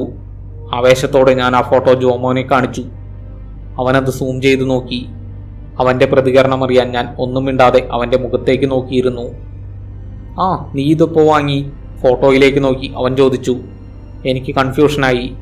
അവന് ഫോട്ടോയിലും അയാളെ കാണാൻ പറ്റുന്നില്ലേ? ഇതിനെത്രയായടാ? ഫോട്ടോയിൽ പതിഞ്ഞ ബ്ലൂടൂത്ത് സ്പീക്കർ സൂം ചെയ്ത് കാണിച്ച് അവൻ ചോദിച്ചു. 6000. മനസ്സിൽ വന്ന ഒരു തുക ഞാൻ യാന്ത്രികമായി പറഞ്ഞു. നല്ല ബ്രാൻഡിൻ്റെ അല്ലേ, അതാ അത്രയുമായത്. ശരി, പോട്ടെ, ഞാൻ കടയിൽ പോകാൻ ഇറങ്ങിയതാ. അതും പറഞ്ഞ് അവൻ തിരികെ പോയി. എന്താണിത്? അയാളെ ഞാൻ ഫോട്ടോയിൽ വ്യക്തമായി കണ്ടതാണ്. എന്നിട്ടും അവനെന്താ അത് കാണാഞ്ഞത്? എനിക്കാകെ തലപ്പെരുക്കാൻ തുടങ്ങി. കുറച്ചു നേരം ഉറങ്ങിയേ പറ്റൂ. എവിടെ ചെന്ന് കിടക്കും? മുറിയിലേക്ക് പോകാനേ തോന്നുന്നില്ല. ഇവിടെ തന്നെ കിടന്നാലോ? ഞാൻ മാവിൻ തറയിലേക്ക് കാല് കയറ്റി വെച്ച് വീണ്ടും കണ്ണടച്ച് കിടന്നു. പക്ഷേ എനിക്ക് ഉറങ്ങാൻ കഴിഞ്ഞില്ല. കണ്ണടഞ്ഞു വരുമ്പോഴേക്കും എന്തെങ്കിലും ദുസ്വപ്നം കാണും, ഞെട്ടിയെഴുന്നേൽക്കും. കുറച്ചു തവണ അത് ആവർത്തിച്ചപ്പോൾ ഞാൻ ഉറങ്ങാനുള്ള ശ്രമം ഉപേക്ഷിച്ചു. ഇനി രാത്രി തന്നെ ഉറങ്ങാം. ഒന്നും ചെയ്യാനില്ലാതെ പകൽ മുഴുവൻ ഞാൻ വിരസമായി തള്ളി നീക്കി. എന്നോടൊപ്പം എൻ്റെ നിഴൽ പോലെ അയാളും ഉണ്ടായിരുന്നു. രാത്രി ഭക്ഷണം കഴിച്ച ശേഷം ഞാൻ ഹാളിലെ സോഫയിൽ ചെന്ന് കിടന്നു. അത് കണ്ട് അമ്മ എൻ്റെ മുറിയിൽ നിന്നും പുതപ്പെടുത്തു കൊണ്ടുവന്ന് എന്നെ പുതപ്പിച്ചു. എൻ്റെ കണ്ണുകളിൽ ക്ഷീണം കണ്ടതുകൊണ്ടാവാം അച്ഛനും അമ്മയും പിന്നെ കൂടുതലൊന്നും ചോദിച്ചില്ല. എന്നാൽ രാത്രിയിലും എനിക്ക് ഉറങ്ങാൻ കഴിഞ്ഞില്ല. അതേ അവസ്ഥ തന്നെ. ഒരു പോള കണ്ണടയ്ക്കാൻ പറ്റുന്നില്ല. സോഫയിൽ ഞാൻ തിരിഞ്ഞും മറിഞ്ഞും കിടന്നു. ഒടുവിൽ നേരം വെളുത്തു. എനിക്ക് കിടന്നിടത്തു നിന്നും എഴുന്നേൽക്കാൻ കഴിയാത്തത്ര ക്ഷീണം തോന്നി. പക്ഷേ ഉറങ്ങാൻ മാത്രം പറ്റുന്നില്ല. അച്ഛനെയും അമ്മയെയും ഒന്നും അറിയിക്കേണ്ട എന്ന് കരുതി ഞാൻ എൻ്റെ പതിവ് ദിനചര്യകളിൽ ഏർപ്പെടാൻ ശ്രമിച്ചു. കുളിക്കാനായി ബാത്റൂമിൽ കയറിയ എനിക്ക് എന്തോ വല്ലായ്മ തോന്നി. അവിടെയും എന്നോടൊപ്പം അയാളുണ്ടായിരുന്നു. ഷവറിൽ നിന്നും വീഴുന്ന വെള്ളത്താൽ നനയാതെ അയാൾ എൻ്റെ തൊട്ടരികിൽ തന്നെ നിന്നു. ഒരു വിധത്തിൽ കുളിച്ചെന്നു വരുത്തി തീർത്ത് ഞാൻ ബാത്റൂമിൽ നിന്നും ഇറങ്ങി ഹാളിലെ അലമാരയുടെ അടുത്തേക്ക് ചെന്നു. അലമാരയുടെ ഒരു പാളിയിൽ നീളത്തിലുള്ള ഒരു കണ്ണാടിയായിരുന്നു. അതിലെ പ്രതിബിംബത്തിൽ എന്നോടൊപ്പം ഞാൻ അയാളെയും കണ്ടു. ഞാൻ അനങ്ങാതെ അതിൽ തന്നെ നോക്കി നിന്നു. എന്താണ് കണ്ണാടിയിൽ നോക്കി നിൽക്കുന്നത്? പുറകിൽ നിന്നും അച്ഛൻ ചോദിച്ചു. പക്ഷെ അയാളുടെ പ്രതിബിംബം കാരണം എനിക്ക് അച്ഛനെ കണ്ണാടിയിൽ കാണാൻ കഴിഞ്ഞില്ല. പക്ഷെ അച്ഛൻ എൻ്റെ പുറകിൽ നിന്നുകൊണ്ട് കണ്ണാടിയിൽ നോക്കി മുടി ചീകി തിരികെ മുറിയിലേക്ക് പോയി. ഞാൻ വേഗം അലമാരയിൽ നിന്നും എൻ്റെ ഡ്രസ്സ് എടുത്ത് വേഗം എൻ്റെ മുറിയിലേക്കും പോയി. രാവിലെ പ്രാതൽ കഴിച്ചു കഴിഞ്ഞ് ഞാൻ ബാഗ് എടുത്ത ശേഷം ഇറയത്ത് ഒരു മൂലയിൽ കിടന്നിരുന്ന എൻ്റെ പഴയ ചെരുപ്പും എടുത്തിട്ട് ജോലിക്ക് പോകാനായി പുറത്തേക്ക് നടന്നു. നീ എവിടെ പോവാ? പുറകിൽ നിന്നും അച്ഛൻ വിളിച്ചു ചോദിച്ചു. ഓഫീസിലേക്ക്, ഞാൻ പറഞ്ഞു. അതിനിന്ന് ഞായറാഴ്ചയല്ലേ, ഇന്ന് ഓഫീസുണ്ടോ? മുറ്റമടിച്ചു കൊണ്ടിരുന്ന അമ്മ ചോദിച്ചു. അപ്പോഴാണ് ഇന്ന് ഏത് ദിവസമാണ് എന്ന് പോലും എനിക്ക് ഓർമ്മ വന്നത്. മാത്രമല്ല ഇന്ന് ഓഫീസ് അവധിയുമാണ്. എന്തു മറുപടി പറയണമെന്നറിയാതെ ഞാൻ ഒരു നിമിഷം പരുങ്ങി. ഗാന്ധി ജയന്തിക്ക് തന്ന മുടക്കിന് പകരം ഇന്ന് വർക്ക് വെച്ചോ? പുറകിൽ നിന്നും വീണ്ടും അച്ഛൻ്റെ ശബ്ദം കേട്ടു. ആ, ഇന്ന് ചെല്ലാൻ പറഞ്ഞിട്ടുണ്ട്. ഞാൻ കള്ളം പറഞ്ഞ് ഗേറ്റ് കടന്ന് മുന്നോട്ട് നടന്നു. ഞാൻ എന്തിനാ അങ്ങനെ പറഞ്ഞത്? ഇന്ന് ഓഫീസ് അവധിയാണ് എന്ന് സമ്മതിച്ചാൽ എനിക്കെന്തെങ്കിലും കുഴപ്പമുള്ളതായി അവർക്ക് തോന്നുമോ എന്ന് കരുതിയിട്ടാണോ? ഞാൻ സ്വയം ചോദിച്ചു. എനിക്കതേക്കുറിച്ച് കൂടുതലൊന്നും വ്യക്തമായി ചിന്തിക്കാൻ കഴിഞ്ഞില്ല. കാരണം എൻ്റെ ഒപ്പം ഇപ്പോഴും ഒരു നിഴൽ പോലെ അയാളുണ്ട്. അതുമാത്രമല്ല, രാത്രി ഉറക്കം കിട്ടാത്തത് എന്നെ നല്ലപോലെ ബാധിച്ചിട്ടുമുണ്ട്. ഞാൻ റോഡിലൂടെ നടന്ന് അടുത്തുള്ള ബസ് സ്റ്റോപ്പിലെത്തി. രാവിലെ തന്നെ നല്ല വെയിലുണ്ടായിരുന്നു. അതുകൊണ്ട് ഞാൻ തണലിനു വേണ്ടി ബസ് സ്റ്റോപ്പിൻ്റെ അകത്തേക്ക് കയറി നിന്നു. ഒപ്പം അയാളും എൻ്റെ തൊട്ടരികിലായി നിന്നു. അയാളുടെ സാമീപ്യം എന്നിൽ വല്ലാത്ത അസ്വസ്ഥത ഉളവാക്കാൻ തുടങ്ങി. ഇത്ര നേരമായിട്ടും അയാൾ ഒന്ന് സംസാരിക്കുകയോ എന്നെ അപായപ്പെടുത്താൻ ശ്രമിക്കുകയോ ചെയ്തിട്ടില്ല. പിന്നെ എന്താണ് അയാളുടെ ഉദ്ദേശം? അങ്ങനെ ഒരു ചിന്ത ഉള്ളിലൂടെ കടന്നുപോയതും ഞാനൊന്ന് ശരിക്കും ഞെട്ടി. എൻ്റെ മനസ്സ് അയാളെ യഥാർത്ഥമായി അംഗീകരിച്ചു തുടങ്ങിയിരിക്കുന്നു. അതെന്നെ ഭയപ്പെടുത്താൻ തുടങ്ങി. അവിടെ എന്തോ ചിന്തകളിൽ മുഴുകി നിൽക്കുമ്പോൾ റോഡിലൂടെ ബൈക്കിൽ പോയ ബിനു എന്നെ കണ്ട് വണ്ടി തിരിച്ച് ബസ് സ്റ്റോപ്പിൻ്റെ മുന്നിൽ കൊണ്ട് നിർത്തി. എവിടേക്കാ? അവൻ ചോദിച്ചു. ആ, ഇന്ന് ഓഫീസുണ്ട്, ചിന്തകളിൽ നിന്നും പുറത്തു വന്ന് ഞാൻ പറഞ്ഞു. വാ കയറിക്കോ, ഞാൻ ജംഗ്ഷനിലേക്കാ, അവൻ പറഞ്ഞു. ഞാൻ വേഗം ചെന്ന് ബൈക്കിൽ കയറി. അവൻ വണ്ടി മുന്നോട്ടെടുത്തു. വണ്ടി ബസ് സ്റ്റോപ്പിൽ നിന്നും അകന്നുകൊണ്ടിരുന്നു. ഞാൻ അയാളെ തിരിഞ്ഞു നോക്കി. ഞാൻ പോകുന്നത് നോക്കി അയാൾ ബസ് സ്റ്റോപ്പിൽ തന്നെ നിൽക്കുകയാണ്. അയാളിൽ നിന്നും കുറച്ചകലം കിട്ടിയപ്പോൾ എനിക്ക് വല്ലാത്ത ആശ്വാസം തോന്നി. ബൈക്ക് മുന്നോട്ട് നീങ്ങുന്നതിനനുസരിച്ച് അയാൾ പതിയെ കാഴ്ചയിൽ നിന്നും മറഞ്ഞു വന്നു. ആശ്വാസത്തോടെ നെഞ്ചിൽ കൈവച്ച് ഞാൻ മുന്നോട്ട് തിരിഞ്ഞു. പക്ഷേ മുന്നിലെ കാഴ്ച കണ്ട ഞാൻ ഞെട്ടിപ്പോയി. തൊട്ടുമുന്നിൽ റോഡരികിൽ അയാൾ എന്നെ നോക്കി ചിരിച്ചുകൊണ്ട് നിൽക്കുന്നു. പലതവണ അത് ആവർത്തിച്ചു.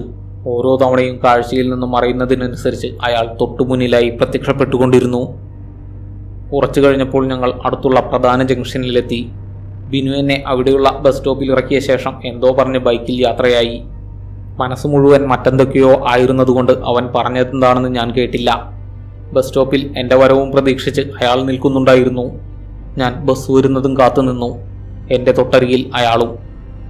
കുറച്ചു കഴിഞ്ഞ് ബസ് വന്നു. ഞാനതിൽ ഓടിക്കയറി കിട്ടിയ സീറ്റിലിരുന്നു. പതിയെ ബസ് മുന്നോട്ടെടുത്തു. അപ്പോഴാണ് എൻ്റെ തൊട്ടരികിലിരിക്കുന്ന ആളെ ഞാൻ ശ്രദ്ധിക്കുന്നത്. അത് അയാളായിരുന്നു. എനിക്ക് ബസ്സിൽ നിന്നും ഇറങ്ങി ഓടാനാണ് തോന്നിയത്. പക്ഷേ അങ്ങനെ ചെയ്താൽ ആളുകൾ എൻ്റെ മനോനിലയെ സംശയിക്കും. ഞാൻ ആത്മസംയമനം പാലിക്കാൻ ശ്രമിച്ചു. പോകാൻ കൃത്യമായി ഒരു ലക്ഷ്യമില്ലാതിരുന്നതുകൊണ്ട് ഞാൻ പകൽ മുഴുവൻ വെറുതെ കറങ്ങിത്തിരിഞ്ഞ് നടന്നു. അന്നു മുഴുവൻ ഞാൻ എവിടെയെല്ലാം പോയോ അവിടെയെല്ലാം അയാളുമുണ്ടായിരുന്നു. വൈകുന്നേരം തിരികെ വീട്ടിലെത്തിയ എനിക്ക് നടക്കാൻ ബുദ്ധിമുട്ട് തോന്നി. വല്ലാത്ത ക്ഷീണം. ഒന്നുറങ്ങിയേ പറ്റൂ. രാത്രി ഞാൻ സോഫയിൽ തന്നെ ഉറങ്ങാൻ കിടന്നു. അത് കണ്ട് അമ്മ ഹാളിലെ ലൈറ്റ് അണച്ച് സീറോ ബൾബ് ഓൺ ചെയ്തു. അത് ഹാളിൽ മുഴുവൻ നേർത്ത വെളിച്ചം വിതറി. രാത്രി എപ്പോഴോ ഞാൻ ഉറക്കത്തിലേക്ക് വഴുതി വീണു. കുറെ കഴിഞ്ഞ് ആരുടെയോ ഉച്ചത്തിലുള്ള നിലവിളി കേട്ടു. ആരാണത്? എന്തിനാണ് കരയുന്നത്? ഞാൻ കാതോർത്തു.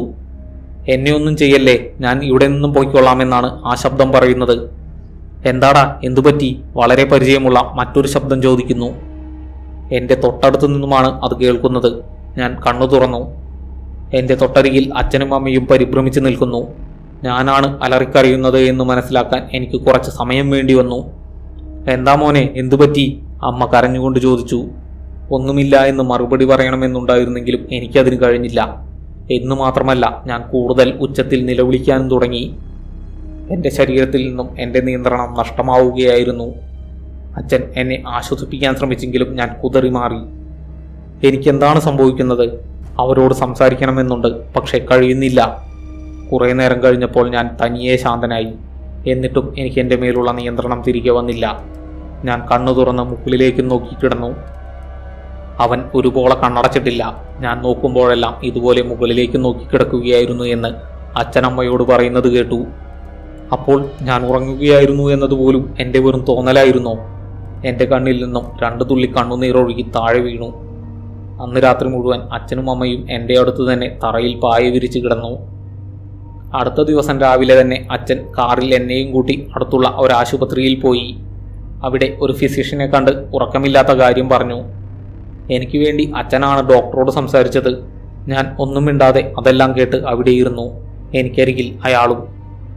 ചെറിയ പയ്യനല്ലേ, ഉറക്ക ഗുളികയൊന്നും വേണ്ട, സെഡറ്റീവ് എഫക്റ്റുള്ള ഒരു മരുന്ന് തരാമെന്ന് പറഞ്ഞ് ഡോക്ടർ എന്തോ ഒരു മരുന്ന് കുറിച്ച് തന്നു. മരുന്നും വാങ്ങി വീട്ടിലെത്തിയ ശേഷം ഞാൻ യാന്ത്രികമായി സോഫയിൽ വന്ന് കിടന്നു. പകൽ മുഴുവൻ ഞാൻ സോഫയിൽ തന്നെ ചെലവഴിച്ചു. രാത്രി ഭക്ഷണം കഴിക്കാനാണ് പിന്നെ ഞാൻ എഴുന്നേറ്റത്. ഭക്ഷണശേഷം ഗുളികയും കഴിച്ച് ഞാൻ ഉറക്കം വരുന്നതും കാത്ത് സോഫയിൽ കിടന്നു. പക്ഷേ ഉറക്കം വന്നില്ല. ഞാൻ ഇടയ്ക്കിടെ കോട്ടുവായിട്ട് തിരിഞ്ഞും മറിഞ്ഞും കിടന്നു. അന്നും അച്ഛനും അമ്മയും എൻ്റെ അടുത്ത് തന്നെയാണ് കിടന്നത്. രാത്രി എപ്പോഴോ നിയന്ത്രണം നഷ്ടമായ ഞാൻ സോഫയിൽ നിന്നും ചാടി എഴുന്നേറ്റ് വാതിൽ തുറന്ന് പുറത്തേക്ക് ഓടി. അത് കണ്ട് അച്ഛനും അമ്മയും എൻ്റെ പുറകെ ഓടി വന്നു. ഞാൻ എങ്ങോട്ടാണ് പോകുന്നതെന്ന് എനിക്കൊരു നിശ്ചയവുമില്ലായിരുന്നു. എൻ്റെ കാലുകൾ എന്നെ അനുസരിക്കാതെ എങ്ങോട്ടോ പോവുകയാണ്. ഒപ്പം ഞാൻ ഉറക്കെ നിലവിളിക്കുന്നുമുണ്ട്. ഞാനൊരു മാനസിക രോഗിയായി മാറാൻ തുടങ്ങിയിരുന്നു. അടുത്തുള്ള പുഴക്കരയിലേക്കാണ് ഞാൻ ഓടുന്നത് എന്ന് നടുക്കത്തോടെ ഞാൻ തിരിച്ചറിഞ്ഞു. ഓട്ടത്തിനിടയിൽ എൻ്റെ മുന്നിൽ അയാൾ എന്നെ നോക്കി ക്രൂരമായി ചിരിച്ചുകൊണ്ട് നിന്നു. പുഴക്കരയിലെത്തി പുഴയിലേക്ക് ചാടാൻ തുടങ്ങിയ എന്നെ അച്ഛൻ പുറകിൽ നിന്നും പിടിച്ചു വലിച്ചു. അതോടെ ഞാൻ ബോധം മറിഞ്ഞ് താഴെ വീണു. പിന്നെ കണ്ണു തുറക്കുമ്പോൾ ഞാൻ വീടിനകത്തായിരുന്നു. നേരം വെളുത്തിട്ടുണ്ട്. ഞാൻ ഉറങ്ങുകയായിരുന്നോ അതോ ബോധമില്ലാതെ കണ്ണു തുറന്നു തന്നെ കിടക്കുകയായിരുന്നോ എന്നൊന്നും എനിക്കറിയില്ലായിരുന്നു. സോഫയിൽ നിന്നും എഴുന്നേൽക്കാൻ കഴിയാത്തത്ര ക്ഷീണം. ഞാൻ ഒരു വശം ചെരിഞ്ഞ് ഒരു കാൽ നിലത്ത് കുത്തി. അത് കണ്ട് അമ്മ ചാടി എഴുന്നേറ്റു, കൂടെ അച്ഛനും. അവരുടെ രണ്ടുപേരുടെയും മുഖത്തു നിന്നും രാത്രി അവർ തീരെ ഉറങ്ങിയിട്ടില്ല എന്നെനിക്ക് മനസ്സിലായി. ഇപ്പോൾ എൻ്റെ ശരീരത്തിൻ്റെ നിയന്ത്രണം എനിക്ക് തിരികെ ലഭിച്ചിട്ടുണ്ട്. ഒരു വിധത്തിൽ ഞാൻ സോഫയിൽ എഴുന്നേറ്റിരുന്നു. അന്ന് പകൽ ഞാൻ എങ്ങനെയൊക്കെയോ ആണ് എൻ്റെ കാര്യങ്ങൾ തന്നെ ചെയ്തത്. നടക്കുന്നതിനിടയിൽ പലപ്പോഴും ഞാൻ ബാലൻസ് തെറ്റി വീഴാൻ തുടങ്ങി. രാത്രികളോട് എനിക്ക് ഭയമാവാൻ തുടങ്ങി. എൻ്റെ മേലുള്ള നിയന്ത്രണം എനിക്ക് നഷ്ടമാവുന്നത് രാത്രികളിലാണ്. കുറച്ചു കഴിഞ്ഞ് വിരസത തോന്നിയപ്പോൾ ഞാൻ വീട്ടിൽ നിന്നും പുറത്തേക്കിറങ്ങി. അത് കണ്ട് അമ്മ പേടിച്ച് എന്നോടൊപ്പം പുറത്തേക്ക് വന്നു. ഞാൻ മാവിൻതറയിൽ കയറി ഇരിക്കുന്നത് കണ്ടപ്പോഴാണ് അമ്മയ്ക്ക് ആശ്വാസമായത്. അമ്മ തിരികെ വീടിനകത്തേക്ക് പോയി. പക്ഷെ അമ്മയുടെ ഒരു കണ്ണ് എപ്പോഴും എൻ്റെ മേലുണ്ടായിരുന്നു. ഞാൻ തല താഴ്ത്തി മാവിൻതറയിൽ ഇരുന്നു. എന്നോടൊപ്പം ഇപ്പോഴും അയാളുണ്ട്. എൻ്റെ മനസ്സ് ആശങ്കകളാൽ കലുഷിതമായിരുന്നു. ഇനി പകൽ സമയത്തും എനിക്ക് എൻ്റെ മേലുള്ള നിയന്ത്രണം നഷ്ടമാവാൻ തുടങ്ങിയാൽ എന്താകും എൻ്റെ അവസ്ഥ? ഞാൻ വെറുതെ ഓരോന്ന് ചിന്തിച്ചു കൂട്ടാൻ തുടങ്ങി. അതിനിടയിൽ എപ്പോഴോ കിച്ചു വന്ന് എന്നോടൊപ്പം മാവിൻതറയിൽ കയറിയിരുന്നു. നീ ആ മനക്കകത്ത് കയറിയല്ലേ? കുറച്ചു നേരത്തെ നിശബ്ദതയ്ക്ക് ശേഷം അവൻ ചോദിച്ചു. ഞാൻ ഒന്നും പറഞ്ഞില്ല. അവൻ കയ്യിൽ കരുതിയിരുന്ന പൊതി തുറന്ന് എൻ്റെ ഷർട്ടിൻ്റെ കൈ തെറുത്ത് കയറ്റി ഏലസുള്ള ഒരു ചരട് കൈ തോളിനോട് ചേരുന്ന ഭാഗത്തായി കെട്ടി. അവൻ അത് കെട്ടുന്ന സമയം അയാളുടെ മുഖം ക്രോധത്താൽ വലിഞ്ഞു മുറുകുന്നത് ഞാൻ ശ്രദ്ധിച്ചു. കുറഞ്ഞത് 21 ദിവസമെങ്കിലും ഇത് കെട്ടണം. അതുവരെയെങ്കിലും നീ ഇതഴിച്ചു കളയരുത്, അവൻ പറഞ്ഞു. അതൊരു അഭ്യർത്ഥനയോ ശാസനയോ ഒന്നുമായിരുന്നില്ല. ഞാൻ ഒന്നും മിണ്ടിയില്ല. എന്തു പറയണമെന്ന് എനിക്കറിയില്ലായിരുന്നു. ഞാനൊരു സൈക്കോളജിസ്റ്റിനെ പോയി കണ്ടാലോ എന്നാലോചിക്കുകയാണ്. അവൻ പോകാനൊരുങ്ങിയപ്പോൾ ഞാൻ പറഞ്ഞു, അത് ആദ്യമേ ചെയ്യേണ്ടതായിരുന്നു. എന്തായാലും ഇപ്പോഴെങ്കിലും തോന്നിയല്ലോ, അധികം വൈകിക്കേണ്ട. അതും പറഞ്ഞ് അവൻ തിരികെ പോയി.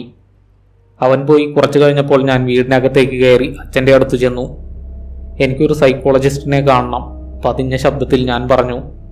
അച്ഛനും അത് പറയാൻ നിൽക്കുകയായിരുന്നു എന്ന് അച്ഛൻ്റെ പ്രതികരണത്തിൽ നിന്നും എനിക്ക് തോന്നി. ഉടനെ തന്നെ അച്ഛൻ മുമ്പ് എൻ്റെ പാമ്പിനെ പേടി മാറ്റിയ തെറാപ്പിസ്റ്റിനെ ഫോണിൽ വിളിച്ച് സംസാരിച്ചു. അദ്ദേഹം പ്രഗത്ഭനായ ഒരു സൈക്കോളജിസ്റ്റിൻ്റെ നമ്പർ തന്നു. അച്ഛൻ ആ നമ്പറിൽ വിളിച്ച് ഒരു അപ്പോയിൻമെൻറ്റ് ബുക്ക് ചെയ്തു.